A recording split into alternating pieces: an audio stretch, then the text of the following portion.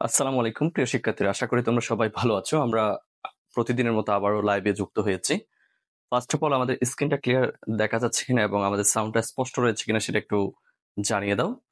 এবং কে কোথা থেকে আমাদের এই ক্লাসগুলো করছো একটু কষ্ট করে তোমাদের যে ফ্রেন্ডসদের গ্রুপ রয়েছে সেগুলোতে তোমরা একটু শেয়ার করে দাও। পাশাপাশি তোমরা তোমাদের স্কুলের নামটা একটু মেনশন করে দাও।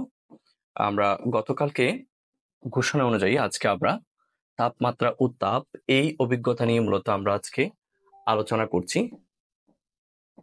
সো আশা করি ক্লাসটা মনোযোগ দিয়ে তোমরা করবে।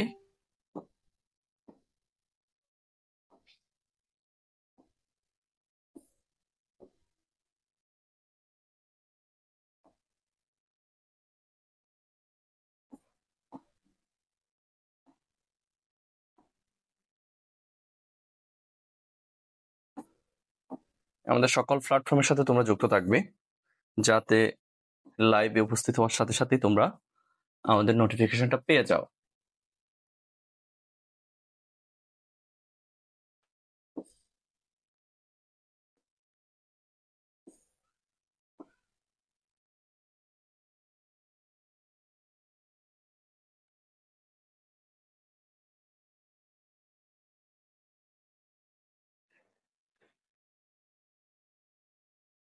হ্যাঁ, ওয়ালাইকুম আসসালাম। আলহামদুলিল্লাহ আমি ভালো আছি। তোমরা সবাই ভালো আছো তো? মৌলভীবাজার থেকে থ্যাংক ইউ, সবাইকে ধন্যবাদ।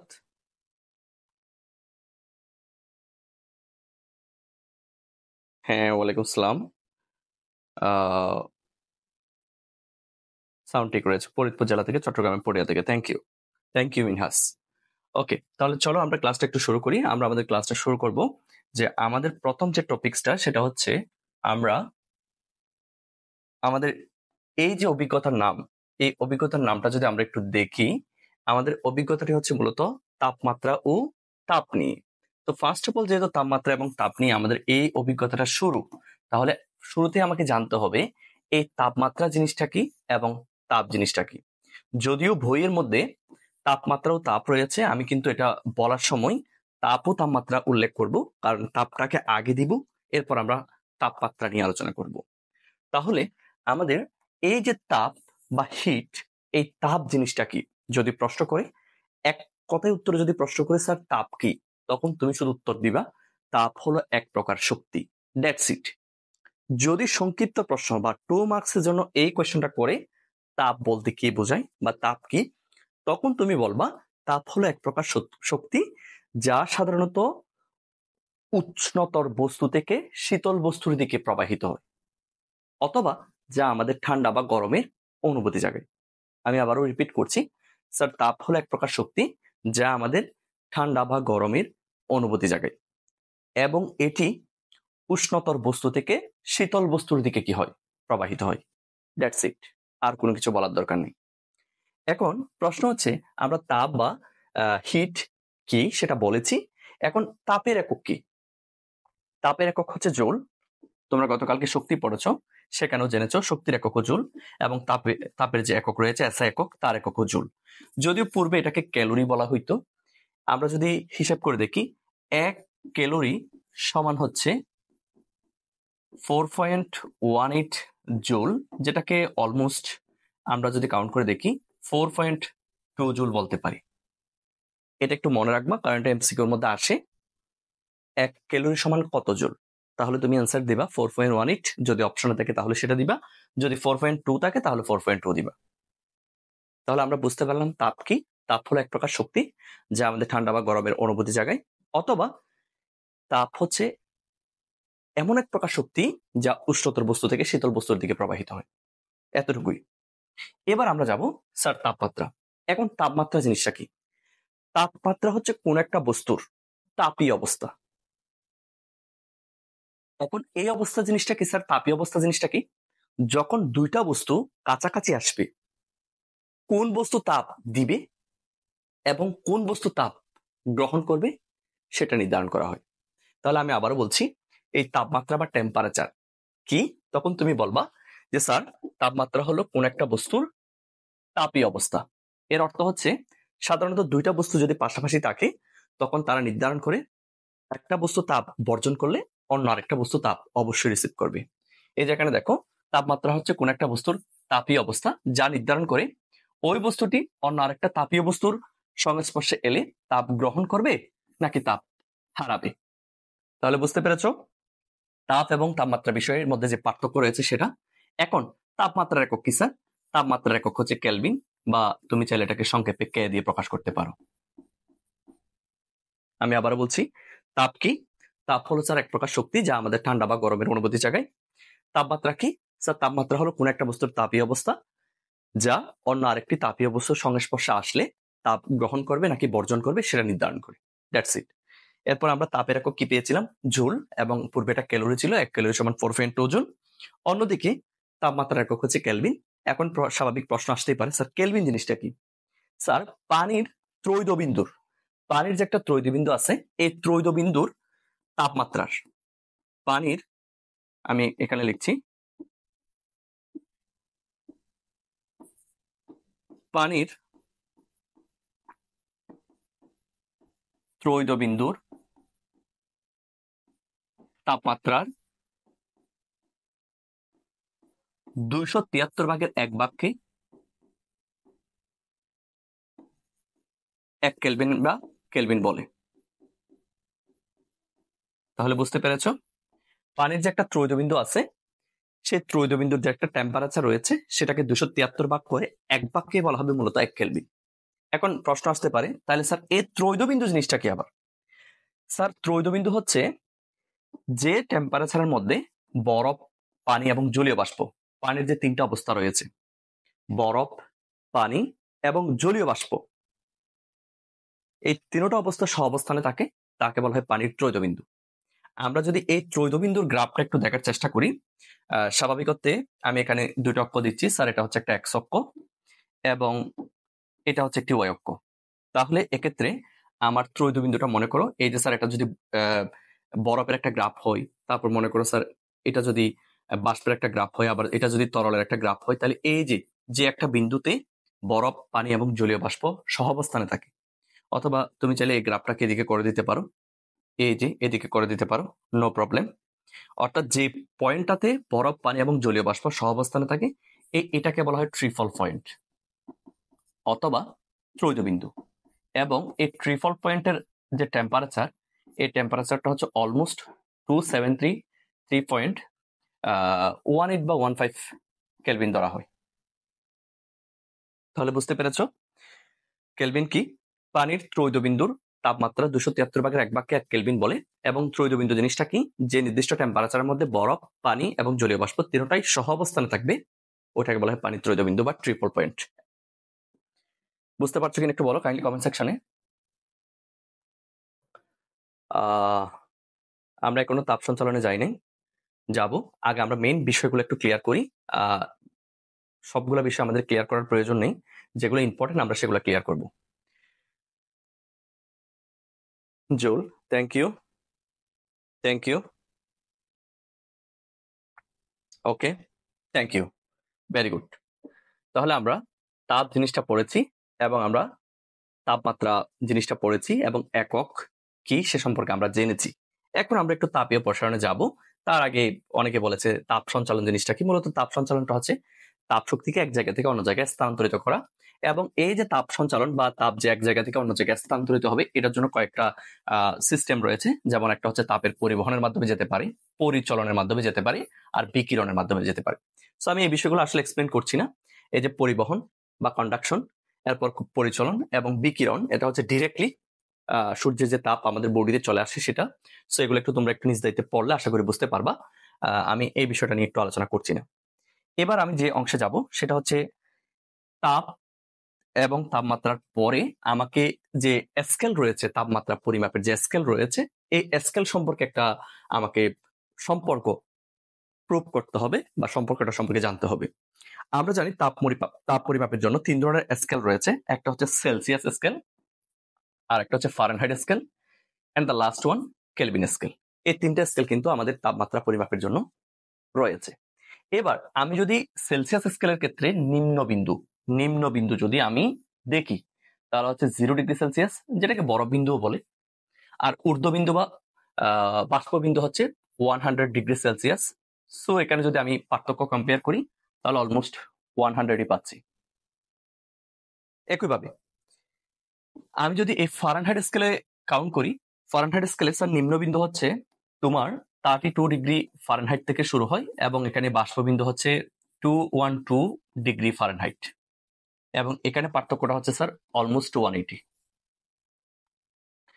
এন্ড দ্য লাস্ট ওয়ান, আমরা যদি কেলভিন স্কেলে কাউন্ট করি, কেলভিন স্কেলের মধ্যে আমাদের যে বিন্দুগুলো রয়েছে, একটা হচ্ছে বরফ বিন্দু, সেটা হচ্ছে স্যার 273 কেলভিন এবং বাষ্পবিন্দু হচ্ছে 373 কেলভিন। এবং আমরা এখানে যদি পার্থক্য বা ডিফারেন্স ক্যালকুলেট করি তাহলে সেক্ষেত্রে 100 হচ্ছে। তাহলে এবার চলো আমরা এদের মধ্যে যে একটা সম্পর্ক রয়েছে সম্পর্কটা একটু জানার চেষ্টা করি, কারণ এগুলো নিয়ে আমাদের প্রচুর ম্যাথ করতে হবে। প্রথমে দেখো সি মাইনাস তার বরফ বিন্দু কত 0 ডিভাইডেড বাই তার যে একটা পার্থক্য রয়েছে সেটা is equals two F minus তার বরফ বিন্দু কত ছিল স্যার 32 ডিভাইডেড বাই তার যে একটা পার্থক্য ছিল 180 is equals two K minus তার বরফ বিন্দু বা নিম্নবিন্দু 273 ডিভাইডেড বাই তার ডিফারেন্স। সো এটা হচ্ছে the relation between Celsius, Fahrenheit এবং কেলভিন স্কেল। অথবা তুমি চাইলে এটাকে আরেকটু সহজ করতে পারো, যেমন এটা হচ্ছে সি বাই 100, এটা হচ্ছে F minus 32 divided by 180 and that is k minus 273 divided by 100। এরপরও আরেকটু ছোট করা যাবে, যেমন আমি যদি প্রত্যেকটা পক্ষকে যদি 20 দিয়ে গুণ করে দিই তাহলে সেক্ষেত্রে এটা হবে c by 5 is equals to f minus 32 divided by 9 is equals to k minus 273 divided by 5। এটা হচ্ছে সর্বশেষ সম্পর্ক। এখন তুমি চাইলে এদের মধ্যে আরো অনেক সম্পর্ক রেডি করা যায়, যেমন অনলি সেলসিয়াস এবং ফারেনহাইটের সম্পর্ক, অনলি সেলসিয়াস এবং কেলভিনের সম্পর্ক। এটা একদম ইজি, সেলসিয়াস এবং কেলভিনেরটা একদম ইজি, এর চেয়ে ইজি আর কোনো কিছুই নাই। এরপর তুমি চাইলে ফারেনহাইট এবং কেলভিনের মধ্যে একটা সম্পর্ক প্রুভ করতে পারো। তবে মেজর সূত্র হচ্ছে এটাই, যেটার মাধ্যমে তুমি সেলসিয়াস, ফারেনহাইট এবং কেলভিনকে একটা সূত্রের মধ্যে গেঁথে রাখতে পারো। আমি তোমাকে অনুরোধ করব যে এই সূত্রটা একটু মনে রাখার চেষ্টা করবা, বাকিগুলো যা দরকার নেই। যখন তোমাকে সেলসিয়াস ফারেনহাইটের কথা বলবে তখন তুমি ফার্স্টের দুইটা ইউজ করবা, যখন তোমাকে ফারেনহাইট এবং কেলভিন স্কেলের কথা বলবে তখন তুমি এই দুটো ইউজ করবা, যখন তোমাকে সেলসিয়াস এবং কেলভিনের কথা বলবে তখন তুমি এই প্রথম পক্ষ এবং তৃতীয় পক্ষকে ইউজ করবা। That's it. এই সম্পর্কটাকে একটু বুঝতে পেরেছো? কারণ এটা নিয়ে আমি এখনই কিছু ম্যাথ করব, প্রায় 2 থেকে 3টা পর্যন্ত ম্যাথ করব, কারণ এখানে ম্যাথগুলো একটু বিভিন্ন সেক্টরে থাকে। এই যে তাপমাত্রার স্কেলের ম্যাথগুলা ওল্ড কারিকুলামের ক্লাস 7-এ ছিল, এইটে আসলে ছিল না, 9-এ সেগুলাকে যথেষ্ট পরিমাণে আপগ্রেড করা হয়েছে। বুঝতে পেরেছো? কে কে বুঝতে পেরেছো একটু কাইন্ডলি কমেন্ট সেকশনে জানাও, আমি দেখি কে কে কমেন্টস গুলা করেছো এবং তোমাদের মতামত গুলা আসলে একটু জানতে চাই। ওকে, ও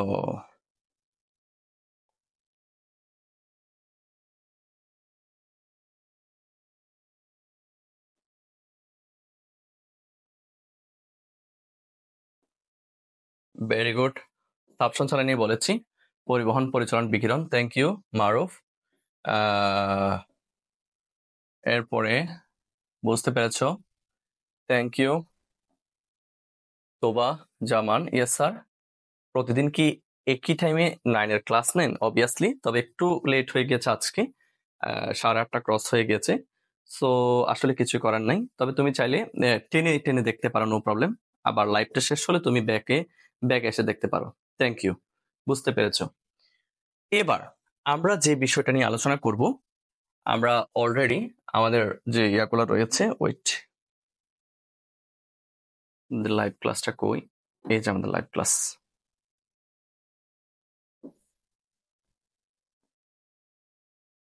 তোমরা কি তোমাদের ফ্রেন্ডসদের গ্রুপে শেয়ার করে দিয়েছো? ওকে, আবার দেখাচ্ছি। এই যে দেখো, এটা হচ্ছে মূলত সেলসিয়াস, ফারেনহাইট ও কেলভিন এর মধ্যে একটা সম্পর্ক। তাপমাত্রার যে 3টা স্কেল রয়েছে, এই 3টা স্কেলের মধ্যে একটা সম্পর্ক, এই যে এই সম্পর্কটা, এবং এটা নিয়ে আমরা এখন কিছু ম্যাথ করব। ওকে, আমরা তাপীয় প্রসারণে একটু পরে যাব, তার আগে আমরা একটু কিছু ম্যাথ করে আসি। ওকে, প্রথম ম্যাথটা দেখো, সুস্থ মানুষের দেহের তাপমাত্রা হচ্ছে 98.4 ডিগ্রি ফারেনহাইট। এখানে একটা মেজর ভুল তত্ত্ব রয়েছে।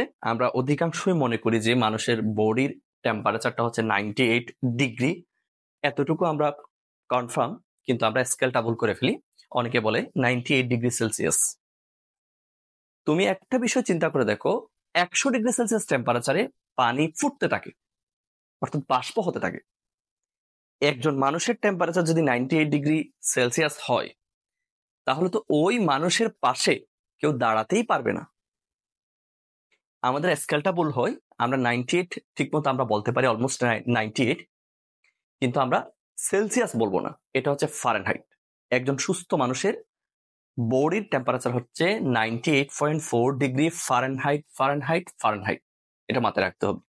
তাহলে আমরা অলরেডি আমাদের ফারেনহাইট স্কেলটা পেয়ে গেলাম, অর্থাৎ ফারেনহাইট বলতে এফ কে আমরা পেয়ে গেলাম। যেহেতু আমরা ফারেনহাইটকে এফ দিয়ে প্রকাশ করি, অনেকে এগুলাকে এফটি দিয়ে প্রকাশ করে, কারণ ফারেনহাইটের যে একটা টেম্পারেচার সেটা। এখন আমাকে যেটা বলা হয়েছে সেটা হচ্ছে সেলসিয়াস স্কেলে, অর্থাৎ এই যে সেলসিয়াস স্কেলে, অর্থাৎ সিতে এই টেম্পারেচারটা কত হবে সেটা আমাকে জিজ্ঞেস করেছে। একদম সহজ একটি ম্যাথ। তাহলে আমি আমার হাতে যে মানগুলো রয়েছে সেই মানগুলো আমি এই পাশে লিখছি।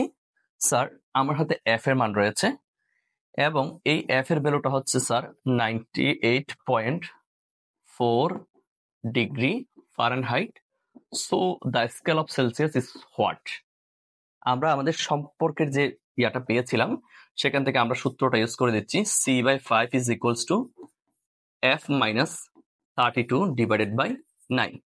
এখন প্রশ্ন করতে পারো, স্যার আপনি কেলভিনেরটা দেন নাই কেন? কারণ আমার প্রশ্নটা হচ্ছে অনলি ফর ফারেনহাইট এবং সেলসিয়াসের মধ্যে সম্পর্ক। তাহলে আমি এখানে কেন কেলভিনের সূত্রটা অ্যাপ্লাই করব, এটা তোমাদের কাছে প্রশ্ন রাখলাম।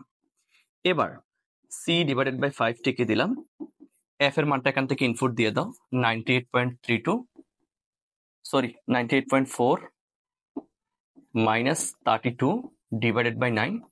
একেবারে মাইনাস করে ফেলো, মাইনাস করলে কত হয়? 98.4 মাইনাস 32 66.4। এরপর এদেরকে আর গুণন করে দাও, 9C is equals two 5 into 66.4 হবে। দেন আমি এই পাশে করছি বাকি অংশটা। তাহলে আমি যদি সি এর ভ্যালু বের করতে চাই, 9 গুণ অবস্থায় রয়েছে, পক্ষান্তর করলে ভাগ হবে, আর এদিকে এটা একসাথে ক্যালকুলেট করলে হবে, 5 এর সাথে এটাকে গুণ করলে 332, এবং এটাকে যদি আমি 9 দিয়ে ভাগ করি তাহলে আমারটা হচ্ছে almost 36.88 degree Celsius, and that is the result. I think it should be clear, and there is nothing critical if you just try. একদম সহজ, জাস্ট একটা স্কেলের টেম্পারেচারকে অন্য একটা স্কেলে নিয়ে গেলাম, হোক না সেটা ফারেনহাইট থেকে সেলসিয়াস, হোক না সেটা সেলসিয়াস থেকে ফারেনহাইট, ইত্যাদি ইত্যাদি। বুঝতে পেরেছো কিনা বলো? না বুঝলে অবশ্য বলবা। বিকিরণ বিষয় নিয়ে আরেকবার। ওকে, থ্যাংক ইউ সোমাইয়া, আরেকবার আলোচনা করবো। তোমার বাসা কোথায় সোমাইয়া, একটু বলবা? আবার বোঝাই দেন। আদিল সামি, কি ব্যাপার? এদের কমেন্টস গুলো হাইড করে দেওয়া হয়েছে কেন? এরা কি ব্যাড কমেন্টস করেছে? এখানে ব্যাড কমেন্টস করলে কিন্তু অটোমেটিক্যালি হাইড হয়ে যাবে। Thank you. ও, বিকিরণের বিষয়টা আরেকবার একটু আলোচনা করতে চাইছি।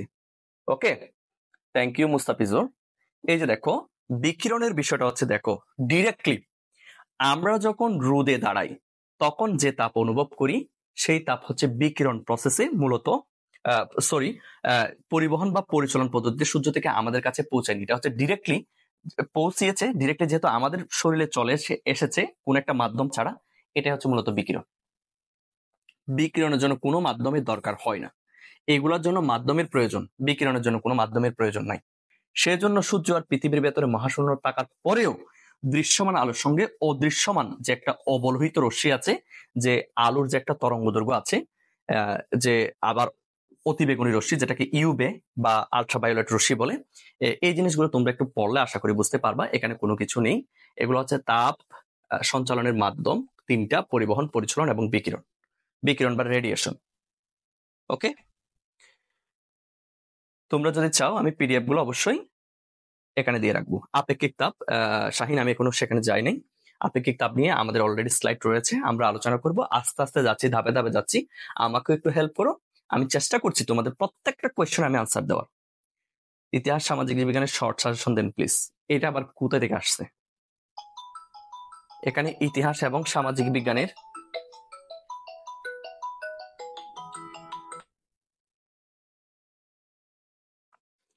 ইতিহাস এবং সামাজিক বিজ্ঞান এখানে হয় না, এখানে অনলি ফর গণিত এবং বিজ্ঞান হয়। বুঝতে পেরেছ? ওকে মাহফুজুর, এবার আসো।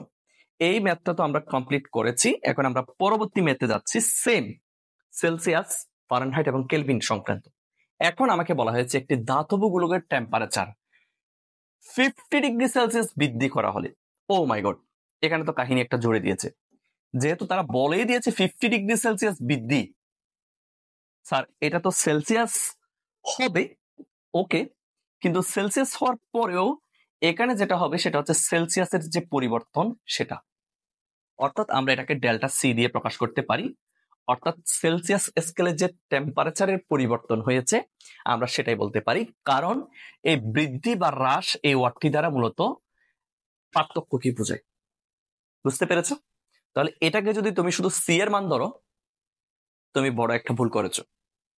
এখানে যেহেতু বৃদ্ধি ওয়ার্ডটা লেখা আছে, তার মানে এটা হচ্ছে সেলসিয়াসের তাপমাত্রার পরিবর্তন, অথবা হ্রাস থাকলেও সেম কথাটা উল্লেখ, সেলসিয়াসের তাপমাত্রার পরিবর্তন। এখন আমাকে বলা হয়েছে গোলকটির তাপমাত্রা বৃদ্ধি ফারেনহাইট স্কেলে। আচ্ছা, আমি এখানে ফারেনহাইট স্কেলটা একটু মার্ক করে দিচ্ছি। তাপমাত্রা বৃদ্ধি, অর্থাৎ তাপমাত্রা বৃদ্ধি যেহেতু ফারেনহাইট স্কেলে বলা হয়েছে, তার মানে আমাকে এখানে যেটা বলা হয়েছে সেটা হচ্ছে ডেল্টা এফ। এটার মান কত? কারণ এই যে বৃদ্ধি বা হ্রাস, এই ওয়ার্ডগুলো দ্বারা তোমার পার্থক্য বা ডিফারেন্স এগুলাকে বোঝায়। তাহলে আমি এখানে কি লিখছি দেখো, আমাকে একটু হেল্প করো। আমার ডাটাগুলা কি কি? স্যার আমি এখানে লিখছি, আমার এখানে রয়েছে delta C is equals to 50 degree Celsius, so delta F is equals to what? আচ্ছা, ডেল্টা সি বলতে আমরা কি বুঝি সেটাও আমি এখানে একটু লিখে ফেলি। ডেল্টা সি বলতে আমরা সাধারণত এটা বুঝি যে স্যার শেষ তাপমাত্রা থেকে আদি তাপমাত্রা মাইনাস, ওকে। আর এখানে ডেল্টা এফ বলতে আমরা কি বুঝি স্যার? একই কথা, শেষ ফারেনহাইট থেকে আদি ফারেনহাইটটা মাইনাস। বুঝতে পেরেছো? এগুলো অনেকভাবে করা যায়। এটাকে সিটি অফ 1 দিয়ে, সিটি অফ 2 দিয়ে, অর্থাৎ এভাবেও লিখে অনেকে city of 2 minus city of 1, অনেকভাবে লেখা যায়। বিষয়টা হচ্ছে তুমি কিভাবে এক্সপ্লেন করছো, এটা হচ্ছে মুখ্য বিষয়। আমি আমার মতো করে এক্সপ্লেন করছি, তোমরা তোমার মতো করে এক্সপ্লেন করতে পারো। স্ক্রিন যদি বাফারিং করে আর সাউন্ডটা যদি শোনা না যায় তাহলে একটু বলবা, কারণ আমার মাইক্রোফোনের চার্জ মেবি নাও থাকতে পারে, আমি তখন আরেকটা কানেক্ট করব। ওকে, এবার আমরা জানি এখানে আমরা দুইটা ইকুয়েশন লিখবো, কারণ যেহেতু আমাদের এখানে তাপমাত্রার একটা এক্সচেঞ্জ হয়েছে, এই যে দেখো তাপমাত্রার একটা এক্সচেঞ্জ হয়েছে, সো আমাদের এখানে দুইটা ইউজ করতে হবে, এটা একটু অবশ্যই মাথায় রাখতে হবে। বুঝতে পেরেছো? তাহলে এই যে দেখো এখানে, তাহলে আমরা সি এবং এফ এর, অর্থাৎ সেলসিয়াস এবং ফারেনহাইটের দুইটা ইকুয়েশন লিখবো। একটা হচ্ছে sir C1 divided by 5 is equals to F1 minus 32 divided by 9, that is number 1 equation. And the last one is C2 divided by 5 is equals to F2 minus 32 divided by 9, so that is number 2 equation. Now you have to subtract number 1 from number 2, otherwise number 2 from number 1. অর্থাৎ তোমাকে এখন বিয়োগ করতে হবে, হয় 1 থেকে 2 করো বা 2 থেকে 1 করো, as you wish, you can do it. Clear? যেহেতু আমরা এখানে দেখতে পাচ্ছি 2 গুলো আগে, তাহলে আমরা মনে হয় এই 2 থেকে 1 কে বিয়োগ করলে আমাদের রেজাল্টটা মেবি একটু খুব কুইকলি আসবে, সেটা আমরা আশা করতেই পারি। আমি এই জিনিসটাকে একটু ছোট করে এক পাশে দিয়ে দিলাম। এই যে বাবা, তুমি এখানে থাকো আপাতত, আমি নিচ্ছি। আমি লিখলাম নাম্বার 2 মাইনাস নাম্বার 1 ইমপ্লাইজ দিয়ে দিলাম, তাহলে C2 divided by 5 minus C1 divided by 5 is equals to, এখানে হচ্ছে F2 minus 32 divided by 9 minus F1 minus 32 divided by 9। এরপর আমরা এখান থেকে লসাগু নিতে পারি। লসাগু নিলে এখান থেকে 5 লসাগু নিলে স্যার এটা হবে C2 মাইনাস C1, আর এখান থেকে 9 কে লসাগু নিলে F মাইনাস 32, আর সাথে A মাইনাস দিয়ে পুরোটাকে ক্যালকুলেশন করে দাও। তোমরা ছোট বাচ্চা নয় যে এগুলো তোমাকে ধরে ধরে বোঝাইতে হবে, তারপরও বলতে পারো যে স্যার আমি বুঝতেছি না, আমি একেবারে মার্ক করে করে করে করে তোমাদেরকে বোঝাবো। তাহলে এটা হচ্ছে মাইনাস F1, পরবর্তীতে A মাইনাসের সাথে এটা কাউন্ট হয়ে সেটা প্লাস 32 হয়ে গেল। Now you have to take a lambda, কো পাবো 32 ইজ ক্যান্সেল। আমরা এখন এই যে 5টাকে লিখলাম, এখন C2 মাইনাস C1 এটাকে আমরা একসাথে এই ডেল্টা C দিয়ে প্রকাশ করতে পারি। সেম এই যে F2 মাইনাস F1 এটাকে আমরা মেবি একটু ডেল্টা F দিয়ে প্রকাশ করলে মনে হয় একটু ভালো হবে। Then for the value of delta C, এই যে ডেল্টা C এর ভ্যালুটা বসিয়ে দাও। আমি এই জায়গায় ইউজ করছি, আচ্ছা এখানে আরেকটা লাইন ইউজ করা যাবে, 50 ইউজ করে দিলাম, 5 ডেল্টা F এর মান 9। ওকে, দেখো এরপর কি হয়। এরপর তুমি আর গুণন করে দাও, অথবা তুমি চাইলে এখানে ক্যালকুলেশন করে আর গুণন করে দিতে পারো। Sir delta F is equals two 9 into 10, that means 90 degree Fahrenheit, and that is the result. বুঝতে পারছো কিনা আমাকে একটু বলো, বা এখানে কোনো ক্রিটিক্যাল কোনো কিছু আছে কিনা সেটা একটু বলো, যে আমরা কিভাবে এটা সলভ করেছি। আর তোমাদের যে কোয়েশ্চেন প্যাটার্নটা হবে বার্ষিক পরীক্ষায়, আশা করি এর চেয়ে হার্ড হওয়ার কোনো প্রশ্নই আসে না, যেহেতু তোমরা এই কারিকুলামের সাথে অ্যাডজাস্ট হতে গিয়ে আবার তোমরা আরেকটা সিস্টেমে চলে এসেছো, সো তোমাদের প্রশ্নগুলা এত হার্ড হওয়ার কোনো প্রশ্নই আসে না। এবং অলরেডি বিভিন্ন শিক্ষা বোর্ড বা শিক্ষা উপদেষ্টা নির্দেশনা দিয়েছেন যে কোয়েশ্চেনগুলো যতটুকু সম্ভব স্টুডেন্ট বান্ধব হওয়ার জন্য, অর্থাৎ স্টুডেন্ট মুখী হওয়ার জন্য, যাতে তারা আনসার করতে পারে। এখানে যদি হার্ড কোয়েশ্চেন করা হয়, অনেক হার্ড কোয়েশ্চেন করা যাবে, কিন্তু বিষয়টা হচ্ছে এই যে বিজ্ঞান, এই বিজ্ঞানটা হচ্ছে মূলত সায়েন্সের একটা সাব, অর্থাৎ উপগাত বলতে পারো, সাব ব্রান্ড বলো। কারণ এই বিজ্ঞানের মধ্যে যতগুলা টপিকস রয়েছে প্রত্যেকটা কিন্তু সায়েন্সের মধ্যে আছে। যারা গত বছর সায়েন্স আর কমার্স নিয়েছিল, এর মধ্যে সায়েন্সের মধ্যে এই টপিকসগুলো সবগুলো আছে। সো প্রত্যেককে বাধ্য হয়ে সায়েন্সমুখী করা হয়েছিল, তাই প্রত্যেকের ব্রেন যেহেতু একই রকম না, সো তোমাদের কোয়েশ্চেনগুলো এত বেশি কঠিন হওয়ার কোনো প্রশ্নই আসে না। এটা বুঝতে পারছো কিনা দেখো, বা কোনো জায়গায় ভুল আছে কিনা দেখো। আশা করি আমরা এর পরের ম্যাথটাতে যেতে পারবো। স্যার আপনার ক্লাসগুলো অনেক সুন্দর করে বুঝতে পারি। শিকা আক্তার, থ্যাংক ইউ স্যার। আমি আপনার বিজ্ঞান বিষয়ের নোটসটা কিনেছি, থ্যাংক ইউ শাহিন, তোমাকে ধন্যবাদ। স্যার আপনার কাছে কি গণিত বিষয়ের নোটস আছে? গণিত বিষয়ের নোটস আসলে সত্যি বলতে নেই, তবে আমরা একটা কাজ করেছি, সে কাজটা আমি তোমাদেরকে একটু দেখাই। তোমাদের যারা বড় ভাইয়া এবং আপুরা আছে তাদের জন্য একটা আমরা কাজ করেছি। সে কাজটা হচ্ছে বাবা,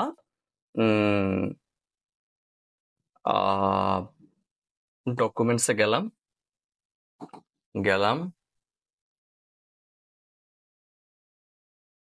এই যে এই পিডিএফটা একটু লক্ষ্য করে দেখো, that is called interactive PDF. এই পিডিএফটা হচ্ছে যারা এসএসসি 25 ব্যাচের পরীক্ষা দিবে তাদের জন্য আমরা এই পিডিএফটা দিচ্ছি এবং মেক করেছি। এই পিডিএফটার বিস্তারিত বৈশিষ্ট্য হচ্ছে এইরকম যে এখানে শুধুমাত্র 50টি ম্যাথ, যদি এখানে 51টা দেওয়া হয়েছে, 50টি ম্যাথ যদি ভালোভাবে করতে পারে 100% 70 এর মধ্যে 60 আপ পাবে শিওর, যদি এগুলো ভালোভাবে রপ্ত করতে পারে। এবং আমরা এটা কেমন ভাবে বানিয়েছি দেখতে পারো, আশা করি খুব একেবারে প্রচুর পরিশ্রম করতে হয়েছে এখানে বলার কোনো ভাষা নেই।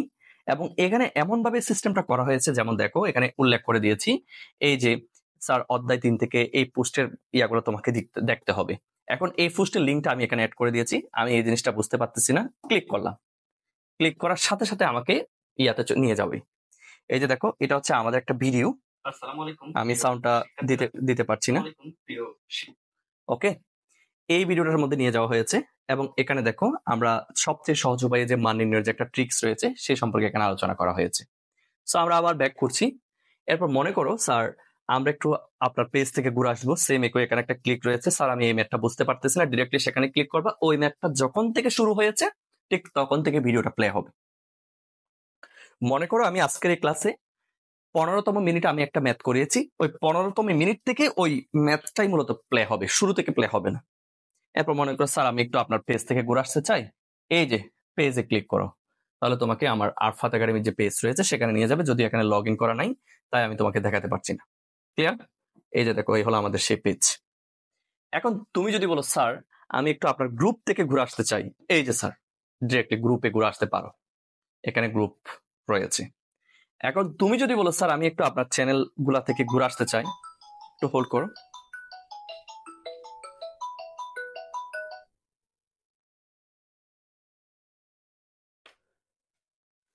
সরি ফর দ্যাট, বারবার ফোন আসতেছে। যদি বলো স্যার আমি আপনার ইয়া থেকে ঘুরে আসতে চাই, এখানে ক্লিক করলে হয়ে যাবে যে আমার ইউটিউব চ্যানেলে তোমাকে নিয়ে যাবে এবং ইউটিউব চ্যানেলে লাইভ চলছে, তোমরা দেখছো, ইত্যাদি ইত্যাদি বিষয়। সো এগুলো হচ্ছে আমরা তোমাদের যে বড় ভাই আরো রয়েছে বা বড় আপুরা রয়েছে তাদের জন্য এটা মেক করেছি। সেম একই এখানে আমার আরফাত স্যার ইউটিউব চ্যানেল থেকে ঘুরে আসতে পারো, বা যদি মনে হয় এটাও এটাও আমাদের সেকেন্ড একটা চ্যানেল, যদি মনে হয় যে স্যারকে একটু দেখবা, স্যার কেমন পড়াই, স্যার সম্পর্কে জানবা, স্যারের ছবিটাতে একটা ক্লিক করবা, তখন তোমাকে স্যার কোথায় থাকে, স্যারের ঠিকানা কি, স্যারের 14 গোষ্ঠীর ঠিকানা কি, কি কি স্যারের বাসায় কে কে থাকে, সবগুলো এখানে পেয়ে যাবা।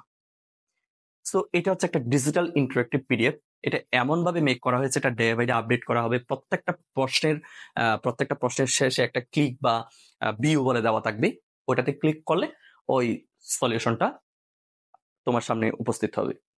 সো আমরা এটা দিচ্ছি, প্রোভাইড করছি স্টুডেন্টকে, তবে ফ্রি নয়। এই পৃথিবীতে কখনো ফ্রি কোনো কিছু দেওয়া যায় না, কারণ তুমি যদি কোনো কিছু ফ্রি দাও তাহলে কিন্তু তার মূল্য বা গ্রহণযোগ্যতাটা থাকে না। বুঝতে পেরেছো? মাথায় ঢুকছে? ডেল্টা মান হচ্ছে টেম্পারেচারের পরিবর্তন, তুবা জামান, হ্যাঁ ডেল্টা হচ্ছে পার্থক্য আইডেন্টিফাই করে, এটা ডেল্টা বা ডি এগুলা দিয়ে মূলত পার্থক্যটাকে আইডেন্টিফাই করে। যদি তোমরা এসএসসি লেভেলে যাও তখন তোমরা ডিফারেন্সিয়েশনটা বুঝতে পড়লে তখন সবগুলা মাথায় চলে আসবে। থ্যাংক ইউ অরিন, জান্নাতুল অরিন, জান্নাতুল জান্নাতুল রয়েছে গভর্নমেন্ট নর্থ সিটি থেকে। জি স্যার, অল ক্লিয়ার। তুমি তো বুঝবা সেটা আমি জানি। হাসিব, কি ব্যাপার, মেসেজ সাইড করে রেখেছো কেন? প্রমোশন, ইয়েস মাহফুজুর, হ্যাঁ একটু প্রমোশন করলাম আর কি, বিজ্ঞাপন করলাম। নিউ ক্রিয়েটেড এফডিএফ, বুঝি নেই, থ্যাংক ইউ জান্নাতুল মৌ। জি স্যার, তোমাদের জন্য একটা করার প্ল্যান ছিল স্যার, আজকে কি আমাদের ক্লাস নেবেন? তোমাদের ক্লাস নিচ্ছি না, আজকে এখানে করো, তারপর যদি সময় পাই তোমাদের আরো যে প্রবলেমগুলো আছে সবগুলো সলভ করে দিব। আর একটা বিষয় সেটা হচ্ছে তোমাদের জন্য একটা করার প্ল্যান ছিল, কিন্তু সময়ের অভাবে আসলে আন্তরিকভাবে দুঃখিত করতে পারি নাই। নাও গো টু, কই ব্যাক ব্যাক। এবার আরেকটা দেখো, সর্বশেষ আমরা এই স্কেল থেকে আরেকটা ম্যাথ করব। এখন এই ম্যাথটা দেখো, এখানে কি বলা হয়েছে, এমন একটি তাপমাত্রা বের করো। মনে রাখতে হবে এমন একটি তাপমাত্রা তোমাকে বের করতে হবে যা সেলসিয়াস এবং ফারেনহাইট উভয় স্কেলে একই। এখন একটা প্রশ্ন করতে পারো, স্যার আপনি সবগুলো শুধু সেলসিয়াস এবং ফারেনহাইটের সাথে কেন করছেন? কারণ আমি তোমাকে সেলসিয়াস এবং ফারেনহাইট দিয়ে এটাই বোঝাতে চেয়েছি, এই ম্যাথগুলো এভাবে করা হয়, সেম একই প্রসেসে ফারেনহাইট কেলভিন, একই প্রসেসে সেলসিয়াস কেলভিন। বুঝতে পেরেছো বিষয়টা? তাহলে এমন একটা টেম্পারেচার আমাকে বের করতে হবে যে টেম্পারেচারের মধ্যে ফারেনহাইট এবং সেলসিয়াস দুটাই একই অর্থ প্রদর্শন করে। সো আমরা মনে মনে এটাকে এক্স ধরে নিলাম, ধরি এক্স তাপমাত্রায় সেলসিয়াস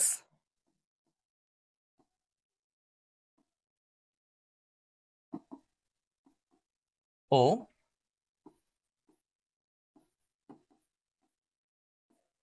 ফারেনহাইট একই।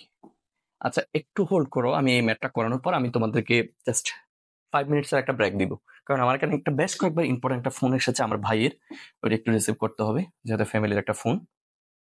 ওকে দেখো, এবার যেহেতু এটা একটা এক্স তাপমাত্রায় সেলসিয়াস এবং ফারেনহাইট স্কেলে একই প্রদর্শন করছে। ও আচ্ছা, তোমাদেরকে বলি আমি এই ম্যাথগুলো কোথা থেকে চুজ করেছি। একদম সহজ, আমি এই যে এখানে পাঞ্জেরির যে একটা ইয়া রয়েছে, আমি এখান থেকে ইম্পর্টেন্স টপিকস গুলা চুজ করে করে এই যে দেখো স্যার এটা করে ফেলছি, অলরেডি এটা করে ফেলেছি, ওরা ওদের মতো করে করেছে, আমি আমার মতো করে করেছি, ইত্যাদি ইত্যাদি। এখন এটা করাচ্ছি, মূলত এগুলা করলে তোমার স্কেলটা ক্লিয়ার হয়ে যাবে। তাহলে আমরা সেলসিয়াসও এটাকে কি ধরেছি স্যার? সেলসিয়াসও আমরা এটাকে এক্স ধরেছি, ফারেনহাইটও আমরা এটাকে এক্স ধরেছি। সো এখন আমাদের এই এক্স এর মানটাই লাগবে। এবার আমরা সূত্রটা একটু ইনপুট দিয়ে দিই। আমরা জানি c/5 is equals to sir f minus 32 divided by 9। So C এর জায়গায়ও এক্স হবে, এরপর এফ এর জায়গায়ও এক্স হবে। দেন আমরা আর গুণন করে দিতে পারি sir 9x equals to 5 into x minus 32 দিয়ে দিলাম। কি ব্যাপার, নেটওয়ার্ক কি বাফারিং করছে নাকি? মোবাইলে এত নোটিফিকেশন আসছে কি জন্য? অবশ্যই এসএসসি তোমাদের জন্য নেক্সট ইয়ার অবশ্যই কোর্স লঞ্চ করব, 100% সত্য, একেবারে 100 দ্যাট অলস বি 100% শিওর কোর্স লঞ্চ করব। ওকে, তাহলে 5x মাইনাস এই যে 32 কে 5 দিয়ে গুণ করে দাও, কত হয় দেখো তো, 32 ইন্টু 5, তাহলে হচ্ছে স্যার 160। ওকে স্যার, এরপরে দেখো আমরা যদি x গুলাকে পক্ষান্তর করি তাহলে 9x minus 5x equals to minus 160, হিসাব করলে হচ্ছে 4x ইকুয়াল টু মাইনাস 160।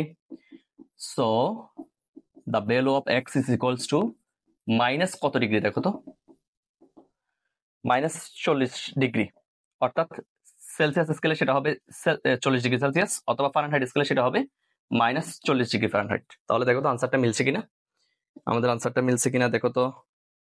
এই যে মাইনাস 40 ডিগ্রি সেলসিয়াসে বা মাইনাস 40 ডিগ্রি ফারেনহাইটে মূলত দুইটা টেম্পারেচারই সেম হবে, এটাই তোমাকে বোঝানো হয়েছে। এবং এটা দেখো, আশা করি এটা বুঝতে পারবা, এখানে তেমন কোনো কঠিন নেই, একদম সহজ রয়েছে। সো তোমাদের কমেন্টস গুলো একটু পড়ি, আমি 5 মিনিটসের একটা ব্রেক দিব। স্যার আজকে কি আমাদের ক্লাস নেবেন? নিচ্ছি, এখানে নিচ্ছি। মাহফুজ না স্যার, আচ্ছা Mahfuz, thank you, thank you. কথা আছে স্যার, কেলভিন স্কেল মানে কি প্লিজ বলেন? এটা হচ্ছে তাপমাত্রা পরিমাপের জন্য একটি scale. Thank you Surabhi Mahima, thank you, ধন্যবাদ। তাহলে এই ম্যাথটা বুঝতে পেরেছো, 3টা ম্যাথ করেছি। এই যে দেখো, এটা একটা সরি, ফার্স্টে এটা ছিল জাস্ট স্কেলের যে একটা রূপান্তর, সেকেন্ড ছিল জাস্ট বৃদ্ধি বা হ্রাস থাকলে কিভাবে তুমি আরেকটা বৃদ্ধি বা হ্রাসে যেতে পারো, এবং লাস্ট ওয়ান একই তাপমাত্রায় কোন দুটা স্কেলের তাপমাত্রা সমান হবে। সো আমরা এটা এভাবে করেছি, আশা করি এখানে না বোঝার তেমন কোনো কিছু নেই। তাহলে মাইনাস 40 ডিগ্রি সেলসিয়াস তাপমাত্রায় সেলসিয়াস এবং ফারেনহাইট একই, অথবা মাইনাস 40 ডিগ্রি ফারেনহাইটে সেলসিয়াস এবং ফারেনহাইট একই হবে, মূলত এই জিনিসটা বোঝানো হয়েছে। সো এরপরে আমরা ব্যাক করব এই জায়গায় পদার্থের প্রসারণ। সো আমি একটা 5 মিনিটসের ব্রেক দিচ্ছি, 5 মিনিটসের ব্রেক অনলি। আর অবশ্যই এসএসসি নেক্সট ইয়ারে তোমাদের জন্য অবশ্যই কোর্স লঞ্চ করব। নেক্সট ইয়ারে অবশ্যই ক্লাস 10 এর জন্য কোর্স আছে, এটা আগে থেকেই বলে দিচ্ছি। ক্লাস 10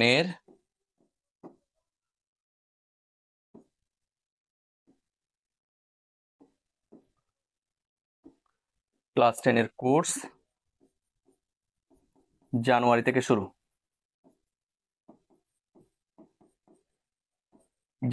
শুরু, বই লাগবে না, বেসিক গুলা পড়াবো, এটা মাথায় রাখবা।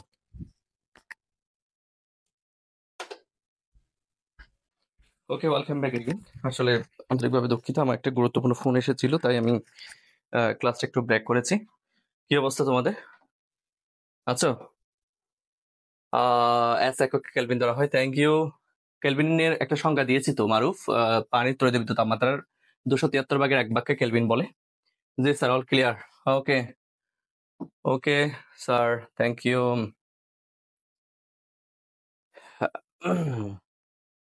ওকে, তাহলে চলো এবার আসো, আমরা যে টপিকসটা নিয়ে আলোচনা করব সেটা হচ্ছে পদার্থের তাপীয় প্রসারণ।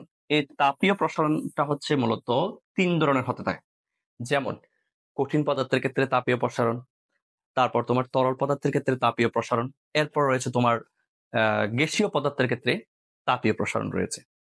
সো আমরা প্রত্যেকটা পদার্থের প্রসারণ নিয়ে আলোচনা করব, একটু একটু করে আলোচনা করব, তবে সবচেয়ে বেশি আলোচনা করব সেটা হচ্ছে স্যার কঠিন পদার্থের প্রসারণ নিয়ে। প্রথমে আমি কঠিন পদার্থের প্রসারণ নিয়ে আলোচনা করছি। এই কঠিন পদার্থের প্রসারণ আবার 3 ধরনের।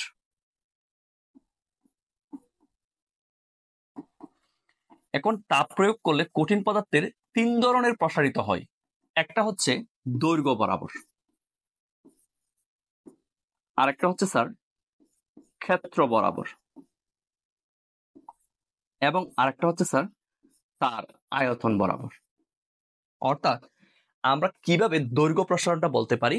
স্যার তাপ প্রয়োগে কোনো কঠিন পদার্থের দৈর্ঘ্য বরাবর যে প্রসারণটা হয় তাকে দৈর্ঘ্য প্রসারণ বলে। যেমন এই যে দেখো, আমি তোমাদেরকে এই জায়গায় আমার ইয়াটা যদি একটু দেখাই, এখানে তোমরা পেয়ে যাবা একদম সহজভাবে। এই যে দেখো স্যার,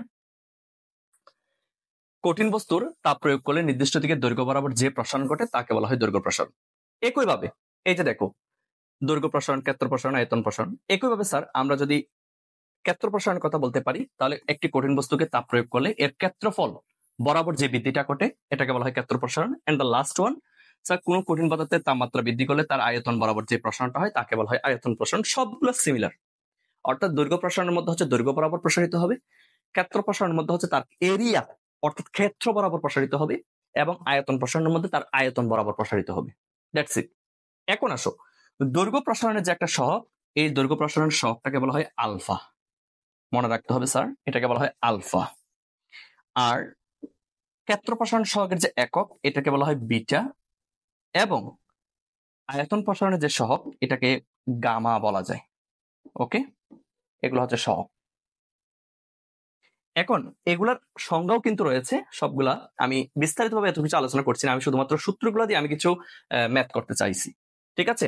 তো এখন তুমি যখন এই যে দৈর্ঘ্য প্রসারণ সহগের যে সূত্রটা, এই দৈর্ঘ্য প্রসারণ সহগের সূত্রটা কিভাবে দিবা সেটা একটু দেখো। স্যার আমি এখানে আলফা ইকুয়ালস টু দিচ্ছি দৈর্ঘ্য কতটুকু বৃদ্ধি পাচ্ছে। স্যার শেষ দৈর্ঘ্য হচ্ছে L2, আদি দৈর্ঘ্য হচ্ছে L1, ডিভাইডেড বাই আদি দৈর্ঘ্য গুণ তাপমাত্রার পরিবর্তন T2 - T1। স্যার এটা কিভাবে হইলো সেটা আমি তোমাকে একটু বোঝাচ্ছি। যদি মনে করো যে স্যার T1 টেম্পারেচারে তোমার দৈর্ঘ্যটা ছিল মনে করো L1, এখন T2 টেম্পারেচারে যদি স্যার তোমার দৈর্ঘ্যটা যদি স্যার L2 হয়, তাহলে তোমার দৈর্ঘ্যটা কতটুকু বৃদ্ধি পেয়েছে? আমরা এখান থেকে দেখতে পাচ্ছি আমাদের দৈর্ঘ্যটা বৃদ্ধি পেয়েছে স্যার L2 - L1। এখন কত সময়ে আমাদের দৈর্ঘ্যটা বৃদ্ধি পেয়েছে সেটা হচ্ছে T2 - T1 সময়। সো এই জিনিসটাকে আমরা এইভাবে এক্সপ্লেন করতে পারি না যে স্যার এই যে এতটুকু সময়ে যদি স্যার এতটুকু দৈর্ঘ্য বৃদ্ধি হয়, তাহলে একক সময়ে যে পরিমাণ দৈর্ঘ্য বৃদ্ধি হচ্ছে। সংক্ষেপে বলতে গেলে স্যার দৈর্ঘ্য কতটুকু বৃদ্ধি পাচ্ছে ডিভাইডেড বাই আদি দৈর্ঘ্য গুণ তাপমাত্রার পরিবর্তন। That's it. তুমি চাইলে এটাকে আর একটু ছোট করতে পারো। কিভাবে সেটা একটু দেখো, সেটা আমি তোমাকে এখানে দেখিয়ে দিচ্ছি। তুমি চাইলে এই L2 - L1 কে সরাসরি ডেল্টা L দিয়ে প্রকাশ করতে পারো, এবং T2 - T1 কে সরাসরি ডেল্টা T দিয়ে প্রকাশ করতে পারো। ওকে, ইটস ওকে। এবার আসো, সেম কাহিনী আমরা এখানে অ্যাপ্লাই করছি। যদি স্যার আমার শেষ ক্ষেত্রফলটা যদি A2 হয়, আদি ক্ষেত্রফলটা যদি স্যার A1 হয়, তাহলে ক্ষেত্রফলের যে বৃদ্ধি সেটা ডিভাইডেড বাই আদি ক্ষেত্রফল গুণ টেম্পারেচারের পরিবর্তন। বুঝতে পারছো কিনা একটু দেখো।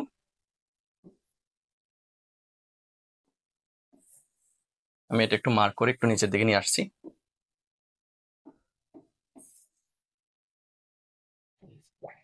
ওকে, একইভাবে এটাকে যদি আমরা দেখি, স্যার শেষ আয়তন যদি V2 হয়, আদি আয়তন যদি B1 হয়, তাহলে এটা হচ্ছে আমার আয়তন বৃদ্ধি ডিভাইডেড বাই আদি আয়তন গুণ তাপমাত্রার যে একটা পরিবর্তন ওই সময়ে সেটা লিখলাম। এখন তুমি এগুলাকে চাইলে এভাবে লিখতে পারো, যেমন ক্ষেত্রফল বৃদ্ধিকে ডেল্টা A দিয়ে প্রকাশ করতে পারো, আর আদি ক্ষেত্রফল গুণ তাপমাত্রা বৃদ্ধি ডেল্টা T। সেম ওয়ে আয়তন বৃদ্ধিকে ডেল্টা B দিয়ে প্রকাশ করতে পারো, আদি আয়তন গুণ তাপমাত্রা বৃদ্ধি। একদম সহজ। এরপর তুমি চাইলে তুমি তোমার প্রয়োজন মতো এখানে আলফা বিটা গামার মান বের করতে পারো, L2 অথবা L1 এর মান বের করতে পারো, T2 অথবা T1 এর মান বের করতে পারো। এটা ডিপেন্ডস করবে তোমার যে প্রশ্নের মধ্যে কোন কোন মানগুলো প্রেজেন্ট রয়েছে এবং কোন কোন মানগুলো অ্যাবসেন্ট রয়েছে তার উপর। আশা করি এই কঠিন পদার্থের যে একটা প্রসারণ রয়েছে, দৈর্ঘ্য প্রসারণ, ক্ষেত্র প্রসারণ এবং আয়তন প্রসারণ, এবং এদের সূত্রগুলা আশা করি বুঝতে পেরেছো। না বুঝলে কমেন্ট সেকশনে জানাতে পারো।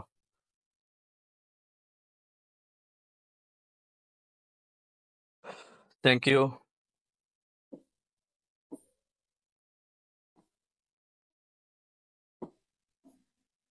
কি ব্যাপার?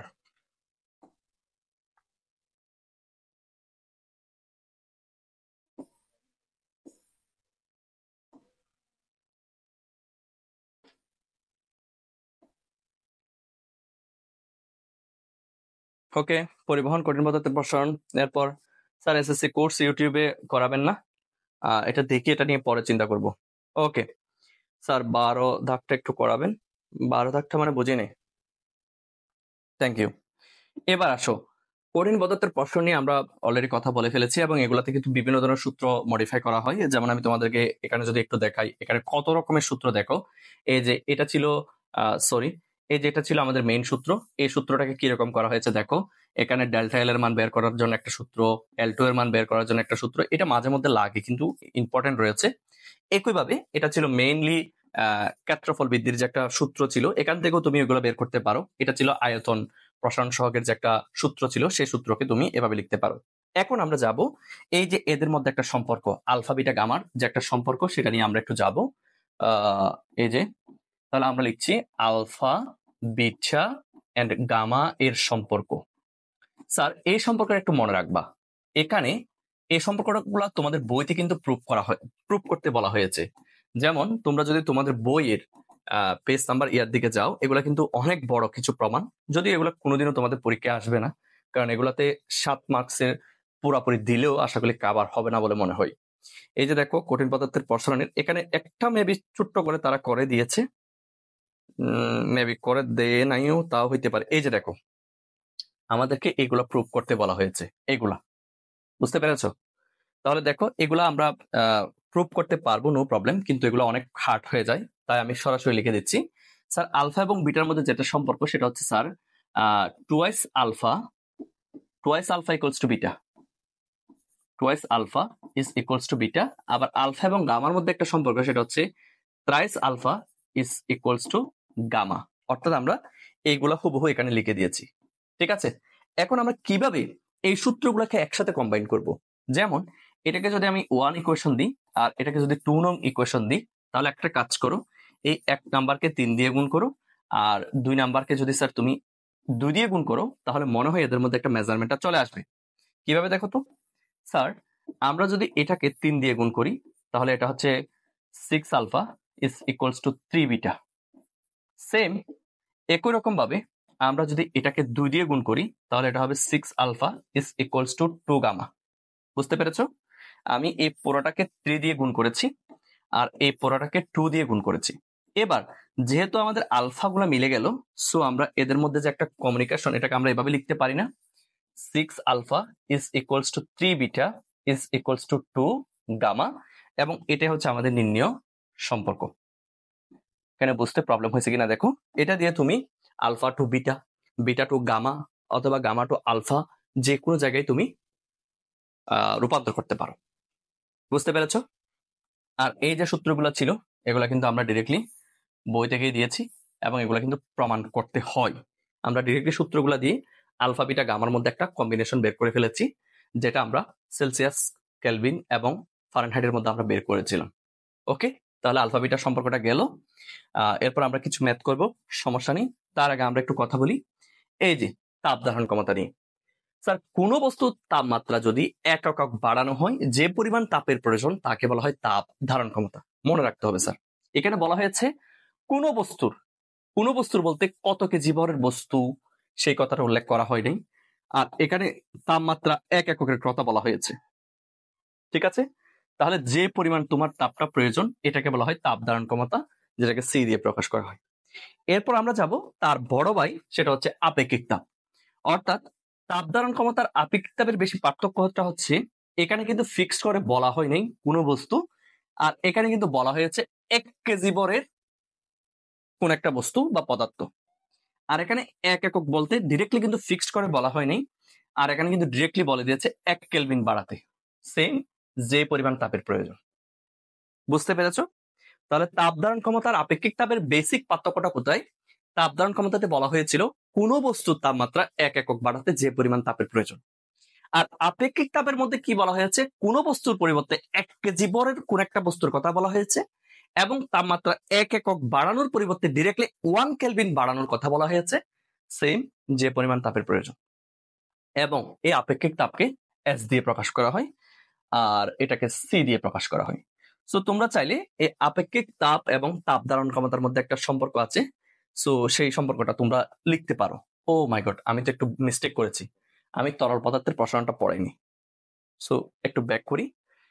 এটার পর এমনি আমাদের আর তেমন কোনো কিছু নেই, ডিরেক্টলি এরপর আমাদের কিছু ম্যাথ রয়েছে, সরি ক্যালোরিমিতি নিয়ে রয়েছে। আমরা তার আগে একটু তরল পদার্থের প্রসারণটা নিয়ে একটু আলোচনা করে ফেলি, মিস্টেক হয়েছে। তরল পদার্থের প্রসারণ, এখন এই তরল পদার্থের প্রসারণের মধ্যে সাধারণত 2 ধরনের প্রসারণ আছে।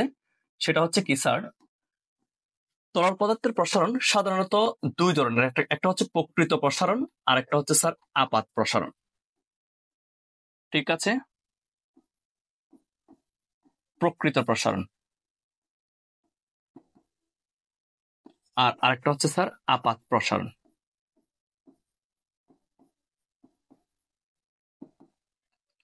প্রকৃত প্রসারণকে গামা আর বা বি আর দিয়ে প্রকাশ করা হয়, আর আপাত প্রসারণকে গামা এ বা বি এ দিয়ে প্রকাশ করা হয়। এটা একটু মাথায় রাখবা। তাহলে আমরা এই যে তরল পদার্থের যে প্রসারণ, তাপ প্রয়োগ করে যে তরল পদার্থের যে আয়তন বৃদ্ধি পায়, সেটা হচ্ছে 2 ধরনের, একটা হচ্ছে প্রকৃত প্রসারণ আর একটা হচ্ছে আপাত প্রসারণ। এখন প্রকৃত প্রসারণ জিনিসটা কি, সাধারণত পাত্রের প্রসারণ উপেক্ষা করে তরলের যেই প্রসারণটা হয় এটাকে বলা হয় প্রকৃত প্রসারণ। কিন্তু এটা বাস্তবিকতে কোনোদিনও সম্ভব নয়, কারণ তুমি কোনো তরলকে পাত্রে না রেখে কোনোদিনও তাপ দিতে পারবে না। যেমন শূন্য অবস্থায় কোনো তরলকে তাপ দেওয়া যায় না, ইটস ইম্পসিবল। আমি আবারও বলছি, পাত্রের প্রসারণ বিবেচনা না করে বা পাত্রের প্রসারণ উপেক্ষা না করে তরলের যে প্রসারণটা হয় এটাকে বলা হয় প্রকৃত প্রসারণ, তরলের প্রকৃত প্রসারণ। বুঝতে পেরেছ? এখানে বলা হয়েছে তরলেরকে কোনো পাত্রে না রেখে, যদি সম্ভব হয়, যদি এটা সম্ভব না তাহলে তাপ দিলে যে প্রসারণ হয় এটাকে বলা হয় প্রকৃত প্রসারণ। আর আপাত প্রসারণ কি, তরলকে কোনো একটা পাত্রে রেখে, অর্থাৎ পাত্রের প্রসারণ সহ তরলের যে প্রসারণটা হয় এটাকে বলা হয় আপাত প্রসারণ বা আপাতত দৃষ্টিতে প্রসারণ। তরলকে পাত্রে রেখে তাপ দিলে যে আয়তন পাওয়া যায় তাকে আপাত প্রসারণ বলে। এবং এক্ষেত্রে বৃদ্ধিপ্রাপ্ত পাত্রের যে একটা বৃদ্ধিপ্রাপ্ত আয়তন আছে, সেই বৃদ্ধিপ্রাপ্ত আয়তনটা বিবেচনায় না এনে। বুঝতে পেরেছ? সো এটা হচ্ছে আপাতত দৃষ্টিতে প্রসারণ। তারপর আমি তোমাদেরকে ক্লিয়ার করছি, প্রকৃত প্রসারণটা হচ্ছে কি, পাত্রের প্রসারণ বিবেচনা না করে, অর্থাৎ তরলকে কোনো পাত্রে না রেখে তাপ দিলে তরলের যে প্রসারণটা হয় সেটা, যদি এটা বাস্তবিক অর্থে কোনো সম্ভব নয়।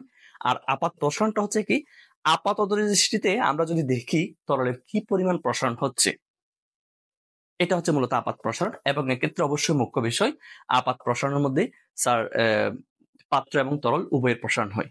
সো সেক্ষেত্রে আমরা এটা বলতে পারি, এই যে বি আর বা গামা আর যেটা হচ্ছে প্রকৃত প্রসারণ, প্রকৃত প্রসারণের মধ্যে 2টা হয়, একটা হচ্ছে স্যার পাত্রের প্রসারণ এবং আরেকটা হচ্ছে আপাত প্রসারণ। এখানে এ দিয়ে আপাত প্রসারণকে বোঝানো হয়েছে আর জি দিয়ে পাত্রের প্রসারণকে বোঝানো হয়েছে। সো তুমি চাইলে এভাবে দিতে পারো, B R equals to B A plus BG. Same. এবার আমরা একটু বইয়ের ইয়াটা একটু দেখার চেষ্টা করি, বইয়ের ইয়াটা থেকে আমরা এটা একটু এক্সপ্লেন করার চেষ্টা করি।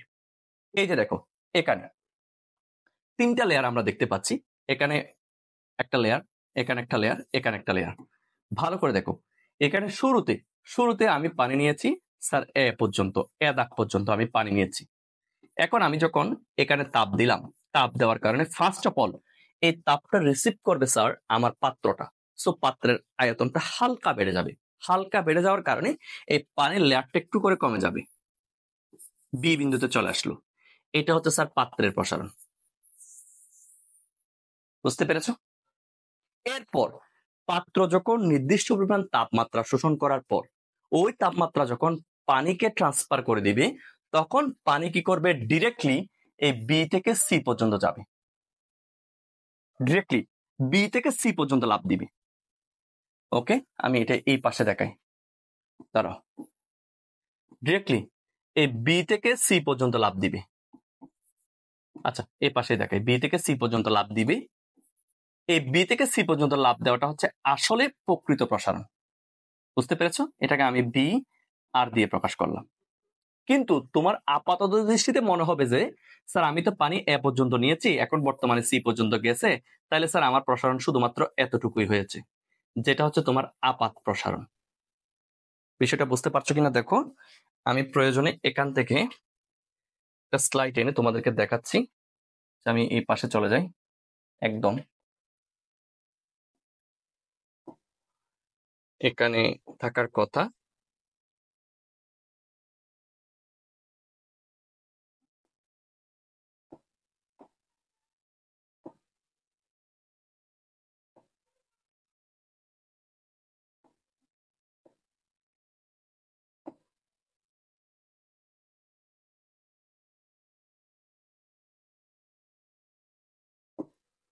এই যে দেখো, এটার মধ্যে দেখো স্যার, এটা একটা পাত্র, ওকে, আমি এতটুকু পরিমাণ পানি নিয়েছি, এটা হচ্ছে এ দাগ পর্যন্ত। যখন আমি এখানে তাপমাত্রা দিলাম, তখন কি করবে, এই পানির লেয়ারটা একটু কমে যাবে। মনে করো এই দাগ পর্যন্ত চলে আসলো বি পর্যন্ত, এটা হচ্ছে স্যার পাত্রের প্রসারণ অথবা বিজি। ওকে, এরপরে স্যার লক্ষ্য করে দেখো, যখন টেম্পারেচারটা পাত্র থেকে পানিতে গিয়ে পৌঁছলো, তখন কি করলো, এই পানিটা ডিরেক্টলি এখান থেকে বেড়ে এই পর্যন্ত চলে গেল, এটা হচ্ছে স্যার সি দাগ পর্যন্ত। ওকে, এটা হচ্ছে মূলত আসল প্রসারণ বা বিআর, এটা হচ্ছে আসল অ্যাকচুয়াল যেটা আছে, সেটা হচ্ছে এটা হচ্ছে অ্যাকচুয়াল প্রসারণ বা রিয়াল প্রসারণ। বুঝতে পেরেছো? কিন্তু তোমার মনে হতে পারে যে স্যার আমি তো পানি নিয়েছিলাম স্যার এতটুকু, এ পর্যন্ত নিয়েছিলাম, এখন বর্তমানে সিতে গিয়েছে স্যার, আমার মনে হয় এটাই প্রসারিত হয়েছে, এটা হচ্ছে তোমার আপাত প্রসারণ। সেজন্যই আমরা বলি এই যে B R is equals to আপাত প্লাস পাত্র, দুটেই। এটা বুঝতে পারছো কিনা দেখো, এখানে কি কোনো না বোঝার কোনো কিছু আছে, থাকলে বলবা। হ্যাঁ, বোঝো নাই? কোনটা বোঝো নাই বলো এবার, কোনটা বোঝো নাই?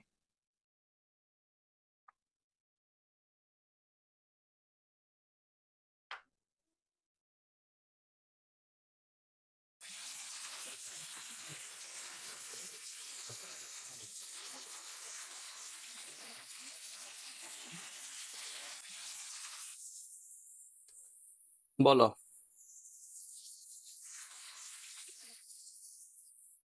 ক্লাস এইটের সাথে সাথে ক্লাস নিচ্ছে, উনি অনেক চাপে থাকে। হ্যাঁ হ্যাঁ, আসলে রাফসান ঠিক বলেছে, আমার ক্লাস এইটের ক্লাস শেষ করে আস্তে আস্তে একটু লেট হয়ে যায়।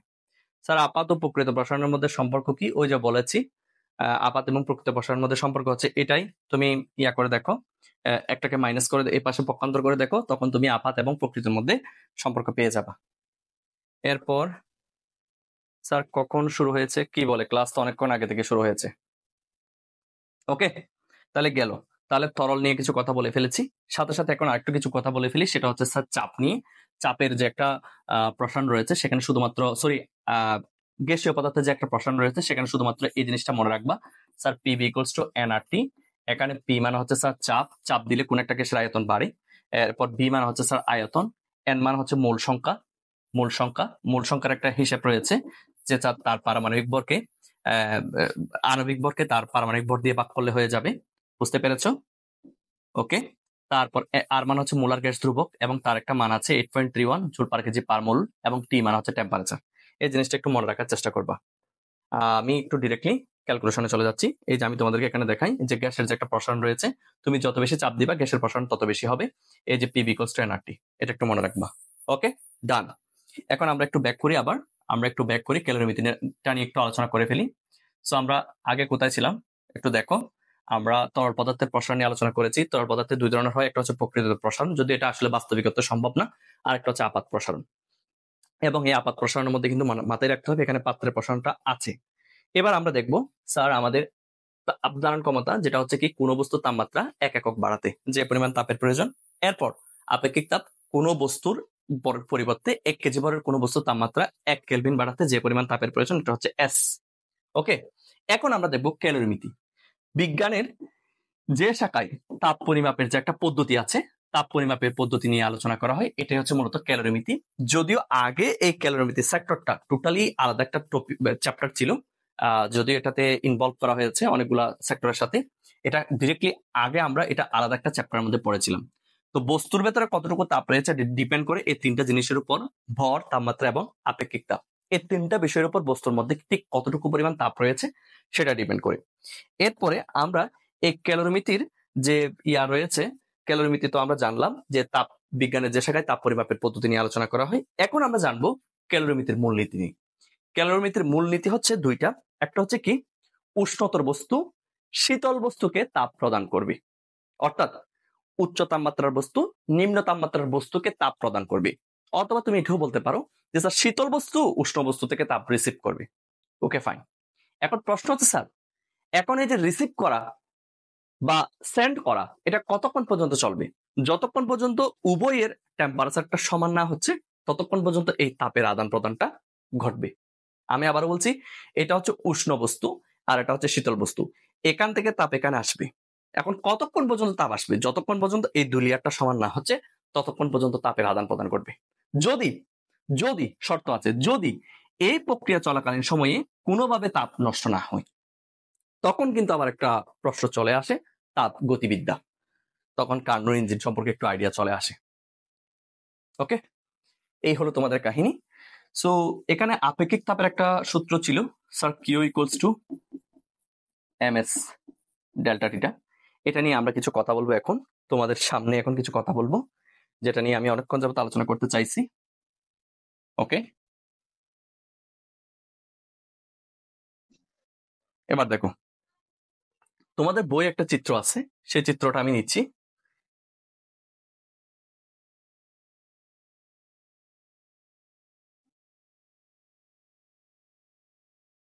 পিভি ইকুয়ালস টু এনআরটির অনেকগুলো ম্যাথ রয়েছে।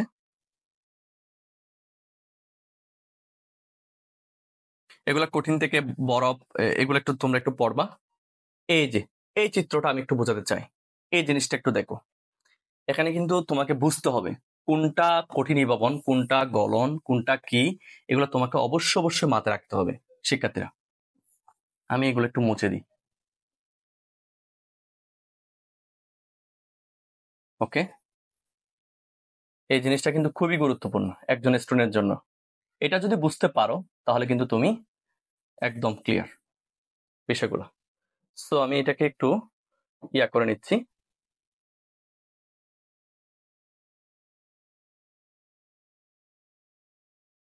তাপমাত্রা ভার্সেস সময়।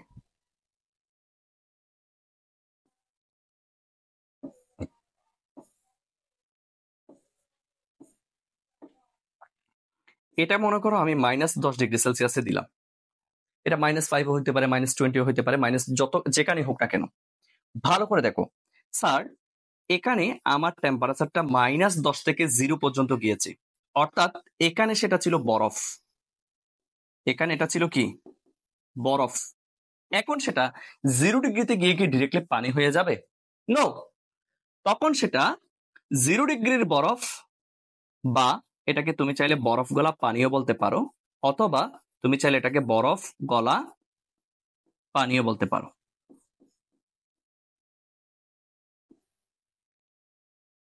ক্লিয়ার? এটা হচ্ছে এ পয়েন্ট। এখন বি পয়েন্ট দিয়ে কি বোঝাচ্ছে স্যার? এই বি পয়েন্ট দিয়ে কি বোঝাচ্ছে? মূলত এই 0°র বরফটা সম্পূর্ণ গলে 0°র পানি হতে যে সময়টা লাগে, সো আমি এখানে লিখলাম 0°র পানি বা নর্মাল পানি। অর্থাৎ এই 0°র বরফটা যেহেতু গলে পানিতে পরিণত হয়েছে, এটাকে বলা হবে গলন। ওকে, এবার এই 0°র পানিটা আস্তে আস্তে তাপ রিসিভ করে করে স্যার যখন এই জায়গায় পৌঁছলো, তখন সেটাকে আমরা বলতে পারি স্যার 100°র পানি, নট বাষ্প, 100°র পানি। এটাকে দিলাম আমি সি বিন্দু। এরপর পরবর্তীতে এটা নিজেদের মধ্যকার তাপ শোষণ করে এটা হয়ে গেল স্যার 100°C বাষ্প বা, ওকে, এটাকে দিলাম ডি। এগুলো একটু মাথায় রাখতে হবে তোমাকে, এই প্রত্যেকটা পয়েন্ট। এটাকে মনে করো আমি উ পয়েন্ট দিলাম। উটা হচ্ছে বরফ, এটা হচ্ছে 0°C বরফ বা বরফগুলো পানি, আর বিটা হচ্ছে 0°C পানি, আর এই সিটা হচ্ছে 100 ডিগ্রি সেলসিয়াসের পানি, আর ডিটা হচ্ছে 100 ডিগ্রি সেলসিয়াসের বাষ্প, এবং এর পরেরটা আমি দেখালাম না, এটা হচ্ছে জলীয় বাষ্প, অলমোস্ট 140+ ডিগ্রি সেলসিয়াস। এবার আসো কাজের কথায়। যেহেতু স্যার এখানে একটা তাপমাত্রার পরিবর্তন হয়েছে, দুইটা জিনিস মাথায় রাখবা। যদি তোমার টেম্পারেচারের পরিবর্তন হয়, দুইটা পরিবর্তন হতে পারে। যদি তাপমাত্রার পরিবর্তন হয়, তাপমাত্রার পরিবর্তন যদি হয়, তাপমাত্রার পরিবর্তনের বেলায় তুমি যে সূত্রটা ইউজ করবা সেটা হচ্ছে তাপের পরিমাণ বের করার জন্য Q = ms ডেল্টা টিটা। বুঝতে পেরেছো? আর অন্যথায় অপ্লিক অবস্থার পরিবর্তনে তুমি যে সূত্রটা ইউজ করবা, অবস্থার পরিবর্তনের বেলায় তুমি যে সূত্রটা ইউজ করবা, তখন সেক্ষেত্রে প্রয়োজনীয় তাপ বের করার সূত্র হচ্ছে Q = ml। এখানে আবার দুইটা আছে Q = ml এর মধ্যে। একটা হচ্ছে Q = mLF, latent heat of fusion. এখানে LF বলতে ল্যাটেন্ট হিট অফ ফিউশনকে বোঝায়, অর্থাৎ বরফ গলনের আপেক্ষিক সুপ্ত তাপ। এবং এখানে আরেকটা আছে, সেটা হচ্ছে স্যার Q =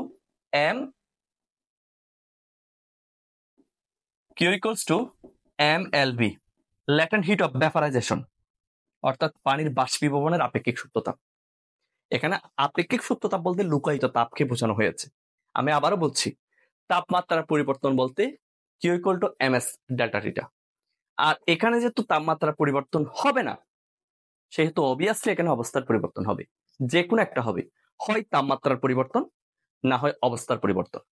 অবস্থার পরিবর্তনের জন্য সূত্র হচ্ছে Q = ml। যেহেতু এখানে এল এর মধ্যে আবার দুইটা অপশন, বরফ ভেঙে পানি হবে LF, আর পানি বাষ্পে পরিণত হবে LB। সো এটা মনে রাখবা, LF মানে হচ্ছে ল্যাটেন্ট হিট অফ ফিউশন, বরফ গলনের আপেক্ষিক সূত্র তাপ। LB হচ্ছে ল্যাটেন্ট হিট অফ ভ্যাপারাইজেশন, পানির বাষ্পীভবনের আপেক্ষিক সূত্র তাপ। বরফ গলনের আপেক্ষিক সূত্র তাপ এটা একটা ফিক্সড রয়েছে, যদিও এক এক জায়গায় এক এক রকম, অলমোস্ট 3,36,000 সামথিং। আর পানি বাষ্পীভবনেরটা হচ্ছে অলমোস্ট 2,68,000 সামথিং। এটা কম আর বেশি হইতে পারে, এগুলা প্রশ্নে দেওয়া থাকে, দেওয়া না থাকলে তুমি এগুলো ইউজ করবা। এইটা কি বুঝতে পারছো কিনা বলো, তারপর আমি গ্রাফটা একটু বোঝানোর চেষ্টা করছি। গ্রাফটা ওকে, থ্যাংক ইউ।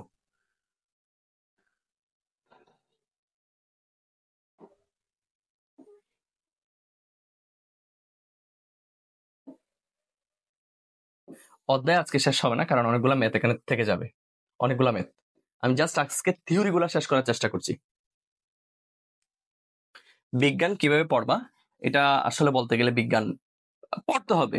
এখানে অনেকগুলো জিনিস তোমাকে মাথায় রাখতে হবে, অনেকগুলো জিনিস মুখস্থ রাখতে হবে, ইত্যাদি ইত্যাদি।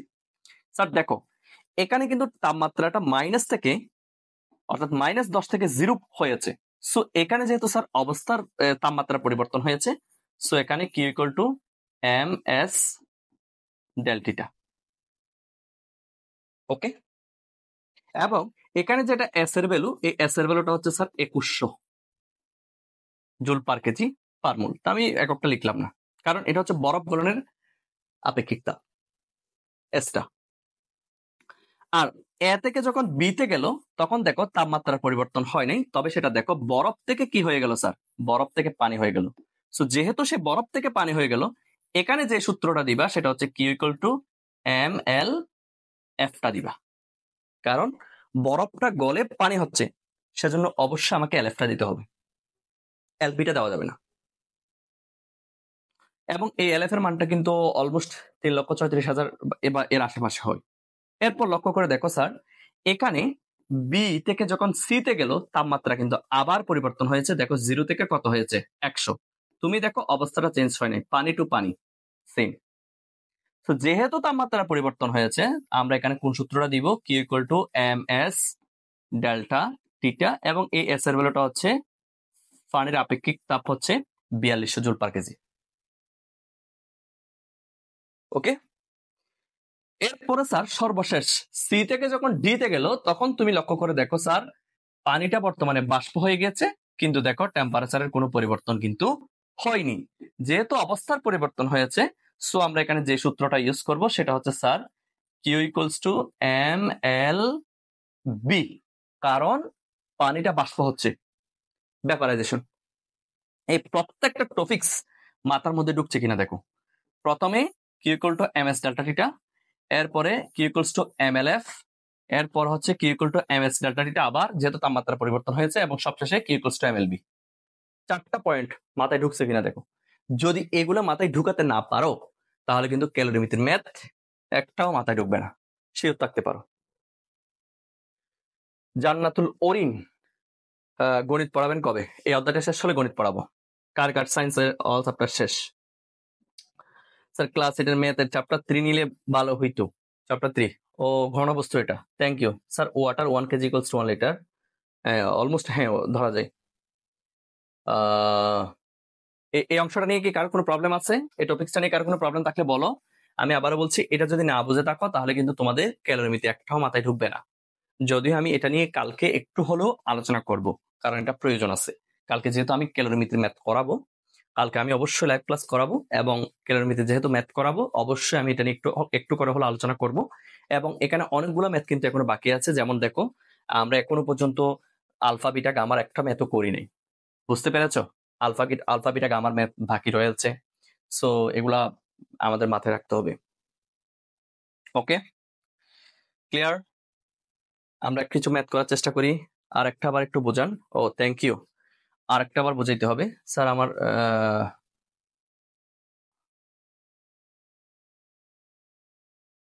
ওকে, আরেকবার বোঝাচ্ছি। এটা কিন্তু খুবই গুরুত্বপূর্ণ একটা টপিকস। এটা ফিজিক্স বলো, কেমিস্ট্রি বলো, প্রত্যেকটা সেক্টর এটা খুবই গুরুত্বপূর্ণ। তুমি শুধু মাথায় রাখবা, যদি স্যার টেম্পারেচারের পরিবর্তন হয় Q equal to M S delta theta, যদি এই এস এর মধ্যে আবার ভাগ আছে, যদি সেটা স্যার বরফ থেকে পানি হয়, তখন সেক্ষেত্রে তার এস এর মান হচ্ছে স্যার 2100, একেবারে ফিক্সড।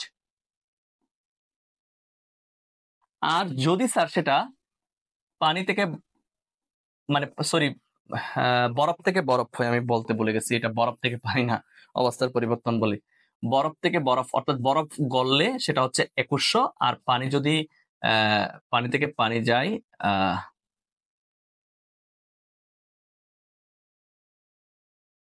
পানি থেকে পানি, অর্থাৎ পানি থেকে পানি বলতে এখানে মূলত টেম্পারেচারটা চেঞ্জ হবে, এটা হচ্ছে 4200। এটা মাথায় রাখতে হবে। ওকে, অর্থাৎ বরফ গলতে গেলে তার এস এর মান হবে 2100, আর পানি বাষ্প হতে গেলে তার ইয়ার মান হবে কত? 4200। এস এর মান আপেক্ষিক তাপ। আর এখানে দেখো, এটা হচ্ছে Q equals to M L, যেটা এখানে এলটা হচ্ছে আপেক্ষিক সুপ্ততাপ।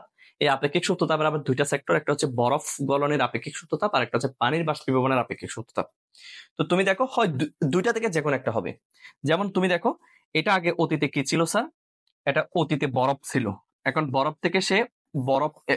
থেকে বরফেই আছে, ঠিক আছে? কিন্তু তুমি টেম্পারেচারটা একটু লক্ষ্য করে দেখো, টেম্পারেচারটা -10 থেকে 0। সো যেহেতু টেম্পারেচারের পরিবর্তন হয়েছে, Q equal to M S delta theta. আবার এ থেকে বিতে দেখো স্যার, টেম্পারেচার কিন্তু সেমই রয়েছে, ওকে, কিন্তু বরফটা আস্তে করে কি হয়ে গেল? পানি হয়ে গেল। যেহেতু অবস্থার পরিবর্তন হয়েছে, বরফ থেকে পানি, সো কি ইকুয়াল টু এমএলএফ। এবার দেখো স্যার, এখানে 0 ডিগ্রি ছিল, কিন্তু এখন বর্তমানে 100 ডিগ্রি হয়ে গেলে পাশাপাশি দেখো পানি, আর এখানেও পানি, অর্থাৎ অবস্থার পরিবর্তন হয়নি, টেম্পারেচারের পরিবর্তন হয়ে আছে। তাহলে সেক্ষেত্রে আমরা কোন সূত্রটা দিব? Q equal to M S delta theta. সর্বশেষ তুমি সি আর ডি এর মধ্যে কম্পেয়ার করো, টেম্পারেচারের কোনো পরিবর্তন হয় নাই, শুধুমাত্র অবস্থার পরিবর্তন হয়েছে। পানি থেকে কোথায় গেছে স্যার? বাষ্প, এই যে এমএলবি। ক্লিয়ার? অর্থাৎ রেখা যখন ঊর্ধ্বগামী হবে তখনই শুধুমাত্র টেম্পারেচারের পরিবর্তন হবে। যখন রেখাটা সমবেগ, আমরা যখন ফিজিক্সে যখন সমবেগ পড়ি না, যখন সমবেগে চলবে তখন দেখবা সেখানে আর টেম্পারেচারের পরিবর্তন হবে না, শুধুমাত্র অবস্থাটা চেঞ্জ হবে। বিষয়টা বুঝতে পারছো কিনা দেখো। শিহাব, বুঝছো এখন? বুঝতে পারছো কিনা দেখো, এটা খুবই গুরুত্বপূর্ণ। জি স্যার, মারুফ ক্লিয়ার। ক্লাস কখন শেষ হবে? ক্লাস শেষ হতে একটু সময় আছে। ওকে, ঘুম আসলে ঘুমিয়ে যাও। এরপর এরপর জি স্যার, ক্লিয়ার, থ্যাংক ইউ। এখন আসো, আমরা একটা ম্যাথ করি, এটা নিয়েও করব, সমস্যা নেই। আমরা একটা ম্যাথ করি। এখন প্রথমে দেখো, আমরা এটা ওই যে আলফা বিটা গামার একটা পড়েছিলাম না? আলফা বিটা গামার দৈর্ঘ্য প্রসারণ সহগ, ক্ষেত্র প্রসারণ সহগ এবং আয়তন প্রসারণ সহগ, এখানকার কিছু ম্যাথ আমরা এখন করব। আমরা এখান থেকে প্রত্যেকটা সলভ করার চেষ্টা করব। এখান থেকে আমরা প্রত্যেকটা সলভ করব, ঠিক আছে? আমি শুরুতে এটা দিয়েছি, এই যে দেখো, এটা আমি দিয়েছি কয় নাম্বার? এটা মেবি 8 নাম্বারটা আমি দিয়েছি। ঠিক আছে, এখন আমরা সেটা করব। এখানে দেখো কি কি আছে স্যার। প্রথমে তোমাকে বলে দিয়েছে স্যার 290 কেলভিন তাপমাত্রায় একটি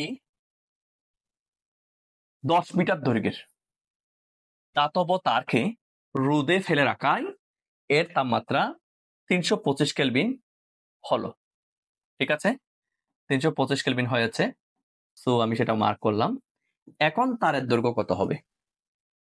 ওকে, তো এখন প্রশ্ন হচ্ছে তারের দৈর্ঘ্য এখন কত হবে। আর আমাকে এখানে কি কি হিন্টস দিয়েছে? আমাকে এখানে হিন্টস দিয়েছে স্যার দৈর্ঘ্য প্রসারণ সহগ, দ্যাট মিনস এটা হচ্ছে কার ভ্যালু, এটা হচ্ছে আলফার ভ্যালু। ওকে, তাহলে আমি দেখি আমি এখন মানগুলো আগে সাজিয়ে লিখে ফেলি, তারপর আমরা আস্তে আস্তে সূত্র করার পর ইনপুট দিয়ে দিব। স্যার এই যে টেম্পারেচারটা এটা শুরুতে দেওয়া আছে, সো এটা হচ্ছে একটি আদি তাপমাত্রা 290 কেলভিন। কেলভিন এককে রয়েছে, আমি কেলভিন এককে করে ফেলছি, তুমি চাইলে সেলসিয়াসে করতে পারো, নো প্রবলেম। আর এটা যেহেতু পরে দিয়েছে, যেহেতু তাপমাত্রাটা বেড়ে গিয়েছে, সো এটা হচ্ছে শেষ তাপমাত্রা 325। সবসময় যে তাপমাত্রা বাড়বে তা কিন্তু নয়, তাপমাত্রা অনেক সময় কমতেও পারে। এক্ষেত্রে ডিরেক্টলি আমি ডেল্টা টি বের করে ফেলছি। Sir T2 minus T1, sir minus করে দাও। 325 থেকে 290 মাইনাস করে দাও, 35 কেলভিন। ডান। ওকে, এরপরে আর কি কি দিয়েছে একটু দেখো। এরপরে আরেকটা কি দিয়েছে স্যার, তার আদি দৈর্ঘ্যটা দেওয়া আছে, যেটাকে আমরা L1 বলি। এই L1টা হচ্ছে 10 মিটার, কিন্তু L2টা দেওয়া নাই, সেটা বের করতে বলেছে। পাশাপাশি আলফার মানটা দেওয়া আছে 23 into 10 inverse 6 kelvin inverse.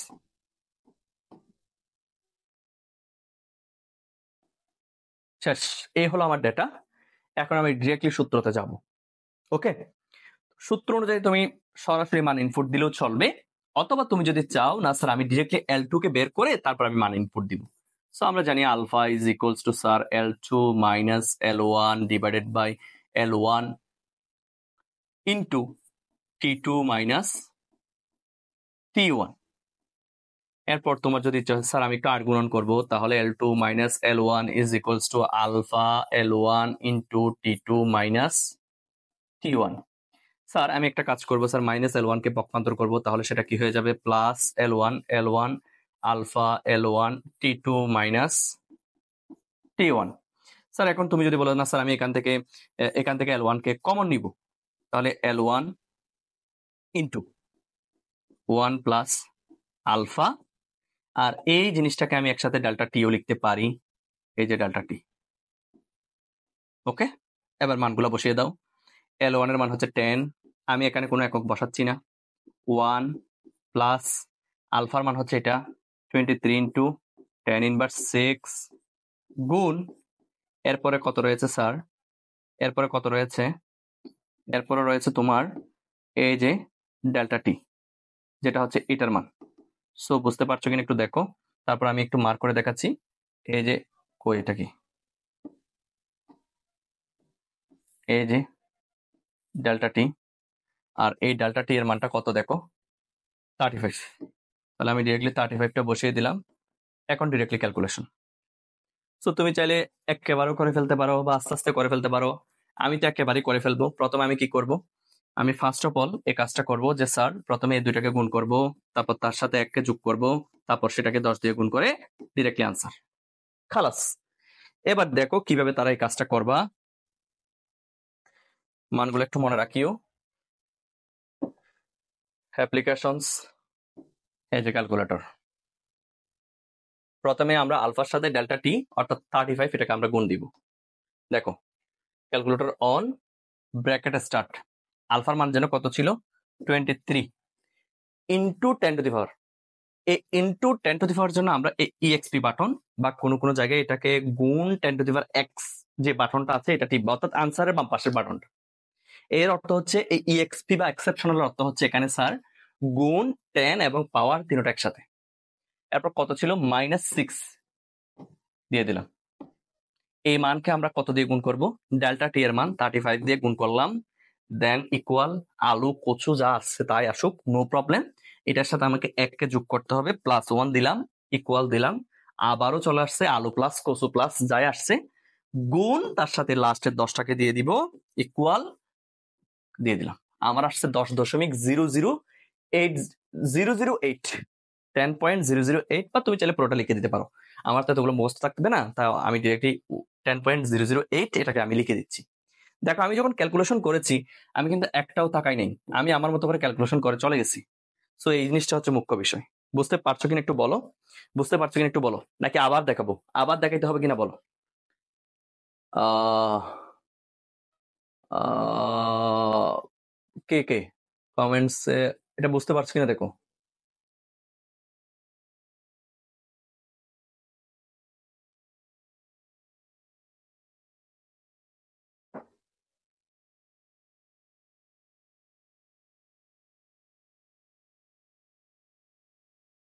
Thank you, বুঝতে পেরেছো। বুঝতে না পারলে বইলো, আমি দরকার হলে আরেকবার দেখাবো। ওকে, তাহলে আমি আনসারটা লিখে দিলাম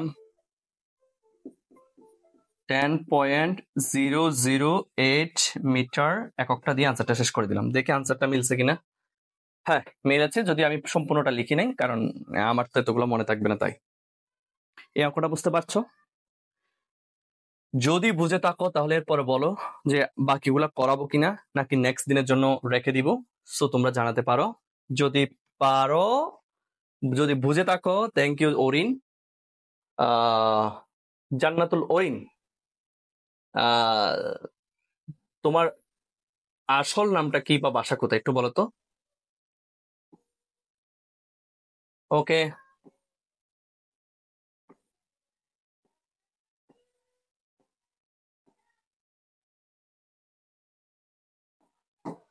ওকে, থ্যাংক ইউ।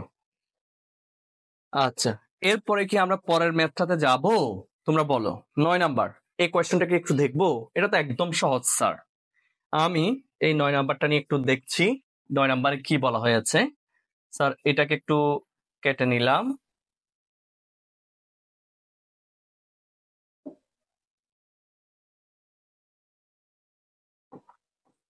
দেখো এখানে কি বলা হয়েছে। স্যার 20 ডিগ্রি সেলসিয়াস তাপমাত্রায় একটি ইস্পাতের দন্ডের দৈর্ঘ্য 100 মিটার। 50 ডিগ্রি সেলসিয়াস অর্থাৎ তাপমাত্রা যখন বাড়ানো হয়েছে তখন তার দৈর্ঘ্য হয়েছে কত স্যার? 100.033 মিটার। তাহলে ইস্পাতের দৈর্ঘ্য প্রসারণ যে সহগটা রয়েছে, that means alpha, alpha is equals to what. এবার আমরা যদি একটু ইয়া করার চেষ্টা করি, এখানে আমরা যদি হিসাব করে দেখি, আমাদের স্যার T1টা রয়েছে, T1টা 20 ডিগ্রি সেলসিয়াস। সো তুমি চাইলে এখানে সেলসিয়াসও করতে পারো, তারা কি কেলভিনে করেছে, তুমি চাইলে কেলভিনও করতে পারো। সেলসিয়াস থেকে কেলভিন হচ্ছে একদম ইজি বিষয়। সেলসিয়াসের মানের সাথে 273 যোগ করে দিলে সেটা কেলভিনে চলে যায়। বুঝতে পেরেছো? ওকে, অনেকে কেলভিনে করে, অনেকে সেলসিয়াসও করে, নো প্রবলেম, যেটা ইচ্ছে সেটাতে করতে পারো। ওকে, এরপর আমার সেকেন্ড টেম্পারেচারটা হচ্ছে কত স্যার? 50 degree Celsius. আমার তাহলে এখানে টেম্পারেচারের পরিবর্তন কতটুকু হলো স্যার? 50 ডিগ্রি সেলসিয়াস থেকে যদি স্যার আমি 50 ডিগ্রি সেলসিয়াস থেকে যদি স্যার আমি 20 ডিগ্রি সেলসিয়াস মাইনাস করে দিই, দ্যাট মিনস 30 ডিগ্রি সেলসিয়াস, অর্থাৎ 30 ডিগ্রি কেলভিন, 30 কেলভিন। ওকে দেখো তো, হ্যাঁ 30 কেলভিন, ক্লিয়ার। এবার আসো, আমাদের আরো দুইটা মান রয়েছে। একটা হচ্ছে স্যার তোমার দৈর্ঘ্য 100 মিটার, এবং আরেকটা হচ্ছে দৈর্ঘ্য 2, সেটা হচ্ছে 100.00 না 033। সো তুমি এখানে আরেকটা কাজ করতে পারো, যদি মাথায় গোবর থাকে, গোবর হচ্ছে খুবই দামি একটা জিনিস। স্যার কেন গোবর খুব দামি বলেছেন, কারণ এটা নিয়ে একটু পরে কথা বলছি। মাথার মধ্যে সবসময় বুদ্ধি রাখলে হয় না, মাঝে মধ্যে একটু গোবর টোবর রাখতে হয়। এর কারণ হচ্ছে গোবর যদি জমিতে দেওয়া হয় তাহলে কিন্তু, এটাকে ছোট করতে পারছি না কেন, কাহিনী কি দেখি এখান থেকে ছোট করা যায় কিনা। গোবরকে যদি স্যার, আচ্ছা ছোট যদি এটা পুরোটা হয়ে যায় তাহলে আমি, না সম্ভব না। গোবরকে মাটিতে রাখলে, মাটিতে দিলে সেটা সার হয়, আর যদি গোবরকে পানিতে দেওয়া হয় তখন সেটা হয়ে যায় স্যার মাছের খাদ্য। সো গোবর হচ্ছে খুবই দামি জিনিস। এবার আমরা যদি স্যার L2 মাইনাস L1 বের করি, তাহলে সেক্ষেত্রে 100.033 থেকে স্যার 100টা মাইনাস করে দিলে 0.33 metre. So find out the value of alpha. এবার আমরা আলফাতে যাচ্ছি। আলফার সূত্র কিরকম ছিল, আমরা চাইলে এখন শর্টকাটটা ইউজ করতে পারি, sir delta L is divided by L1 into delta T. এবার আসো, ডেল্টা এল এর মান আমরা কত পেয়েছি 0.33, আর L1 এর ভ্যালু কত পেয়েছি 100, ডেল্টা টি এর ভ্যালু কত পেয়েছি 30। ডিরেক্টলি ক্যালকুলেট করে ফেলো, যত কেলভিন ইনভার্স আসে দ্যাট ইজ দ্য রেজাল্ট। একদম। তবে হ্যাঁ, এটা গুণ করার সময় একটু ব্র্যাকেট দিয়ে করবা, বুঝছো? না হলে কিন্তু আনসারের 14 গোষ্ঠী উদ্ধার হয়ে যাবে। বুঝতে পারছো কিনা বলো? বিষয়টা ক্লিয়ার হয়েছে? কে এত কমেন্টস হাইট হয়ে যায় কেন, কাহিনী কি? স্যার ঢাকা থেকে দেখছি। স্যার এই পর্যন্তই থাক, সিয়াম বলেছে কালকে আবার পড়বো। থ্যাংক ইউ, ভালো কথা বলেছো। আচ্ছা স্যার, কিভাবে এই 10 দিনে সায়েন্স এন্ড ম্যাথ শেষ করব, প্লিজ কি আমাকে একটু হেল্প করবেন? আমি তো বলেছি যে যে চ্যাপ্টার গুলো ইজি আছে সেগুলো ক্লিয়ার করার চেষ্টা করো, পাশাপাশি যেগুলো ইম্পর্টেন্ট সেগুলো পড়ো। আর বিষয়টা হচ্ছে মন মানসিকতাটা তোমার হইতে হবে যে আমি এই 10 দিন বা এতদিনের মধ্যে আমি এই 2টা বই শেষ করব। এখন তুমি যদি নিজ থেকে বলো আমার পক্ষে কোনোভাবে পড়া সম্ভব নয়, তাহলে এগুলো কোনোদিনও শেষ হবে না। এটা হচ্ছে মেইন বিষয়। বেশি বেশি ডরা ছাড়া কোনো বিকল্প নেই। কি বলে এগুলা? পড়া পড়া, ও আচ্ছা, পড়া ছাড়া। স্যার জীবনে প্রথমবার শুনলাম গোবরের একটা পজিটিভ দিক। Thank you.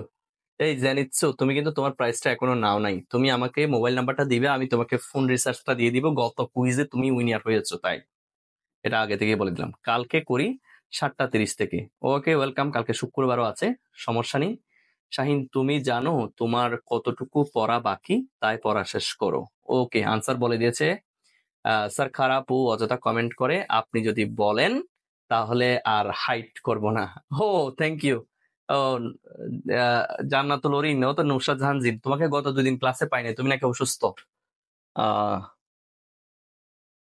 Okay, no problem. ক্লাসটা এ পর্যন্ত রাখি। এখানে আমাদের আরো অনেক ম্যাথ বাকি রয়েছে, যেমন আলফা বিটা আমার বেশ কয়েকটা ম্যাথ বাকি রয়েছে। তারপর আমাদের ক্যালোরিমিতির মূলনীতির কিছু ম্যাথ বাকি রয়েছে। মোটামুটি আমি আজকে চেষ্টা করেছি তোমাদেরকে বেসিক কনসেপ্ট গুলো ক্লিয়ার করে দেওয়ার জন্য, এবং সূত্রগুলো কিভাবে এসেছে সে সম্পর্কে আমি জানানোর জন্য মূলত আজকের ক্লাসটা করেছি। এবং আগামীকালকে যদি তোমরা প্রেজেন্ট থাকো অবশ্যই। ও সাবস্ক্রাইব ডান করে দিয়েছো? ওকে, সাবস্ক্রাইব ডান করলে হবে না, এখানে কিন্তু একটু ঝামেলা আছে। শুধুমাত্র এটা হচ্ছে আমার সেকেন্ড চ্যানেল, আমি দেখাচ্ছি। মনে করে এটা আমি আনসাবস্ক্রাইব করে দিয়েছি। সাবস্ক্রাইব করলে হবে না, সাবস্ক্রাইব করার পর এখানে একটা কাজ করতে হবে, এই যে নোটিফিকেশন বেলটাকে অল করে দিতে হবে, যাতে আমি লাইভে প্রবেশ করার বা আমি কোনো কিছু নোটিফিকেশন দেওয়ার সাথে সাথে তোমার মোবাইলে ক্রিং করে বেজে ওঠে, অর্থাৎ তুমি যাতে পেয়ে যাও। এই জিনিসটা অবশ্যই মাথায় রাখতে হবে।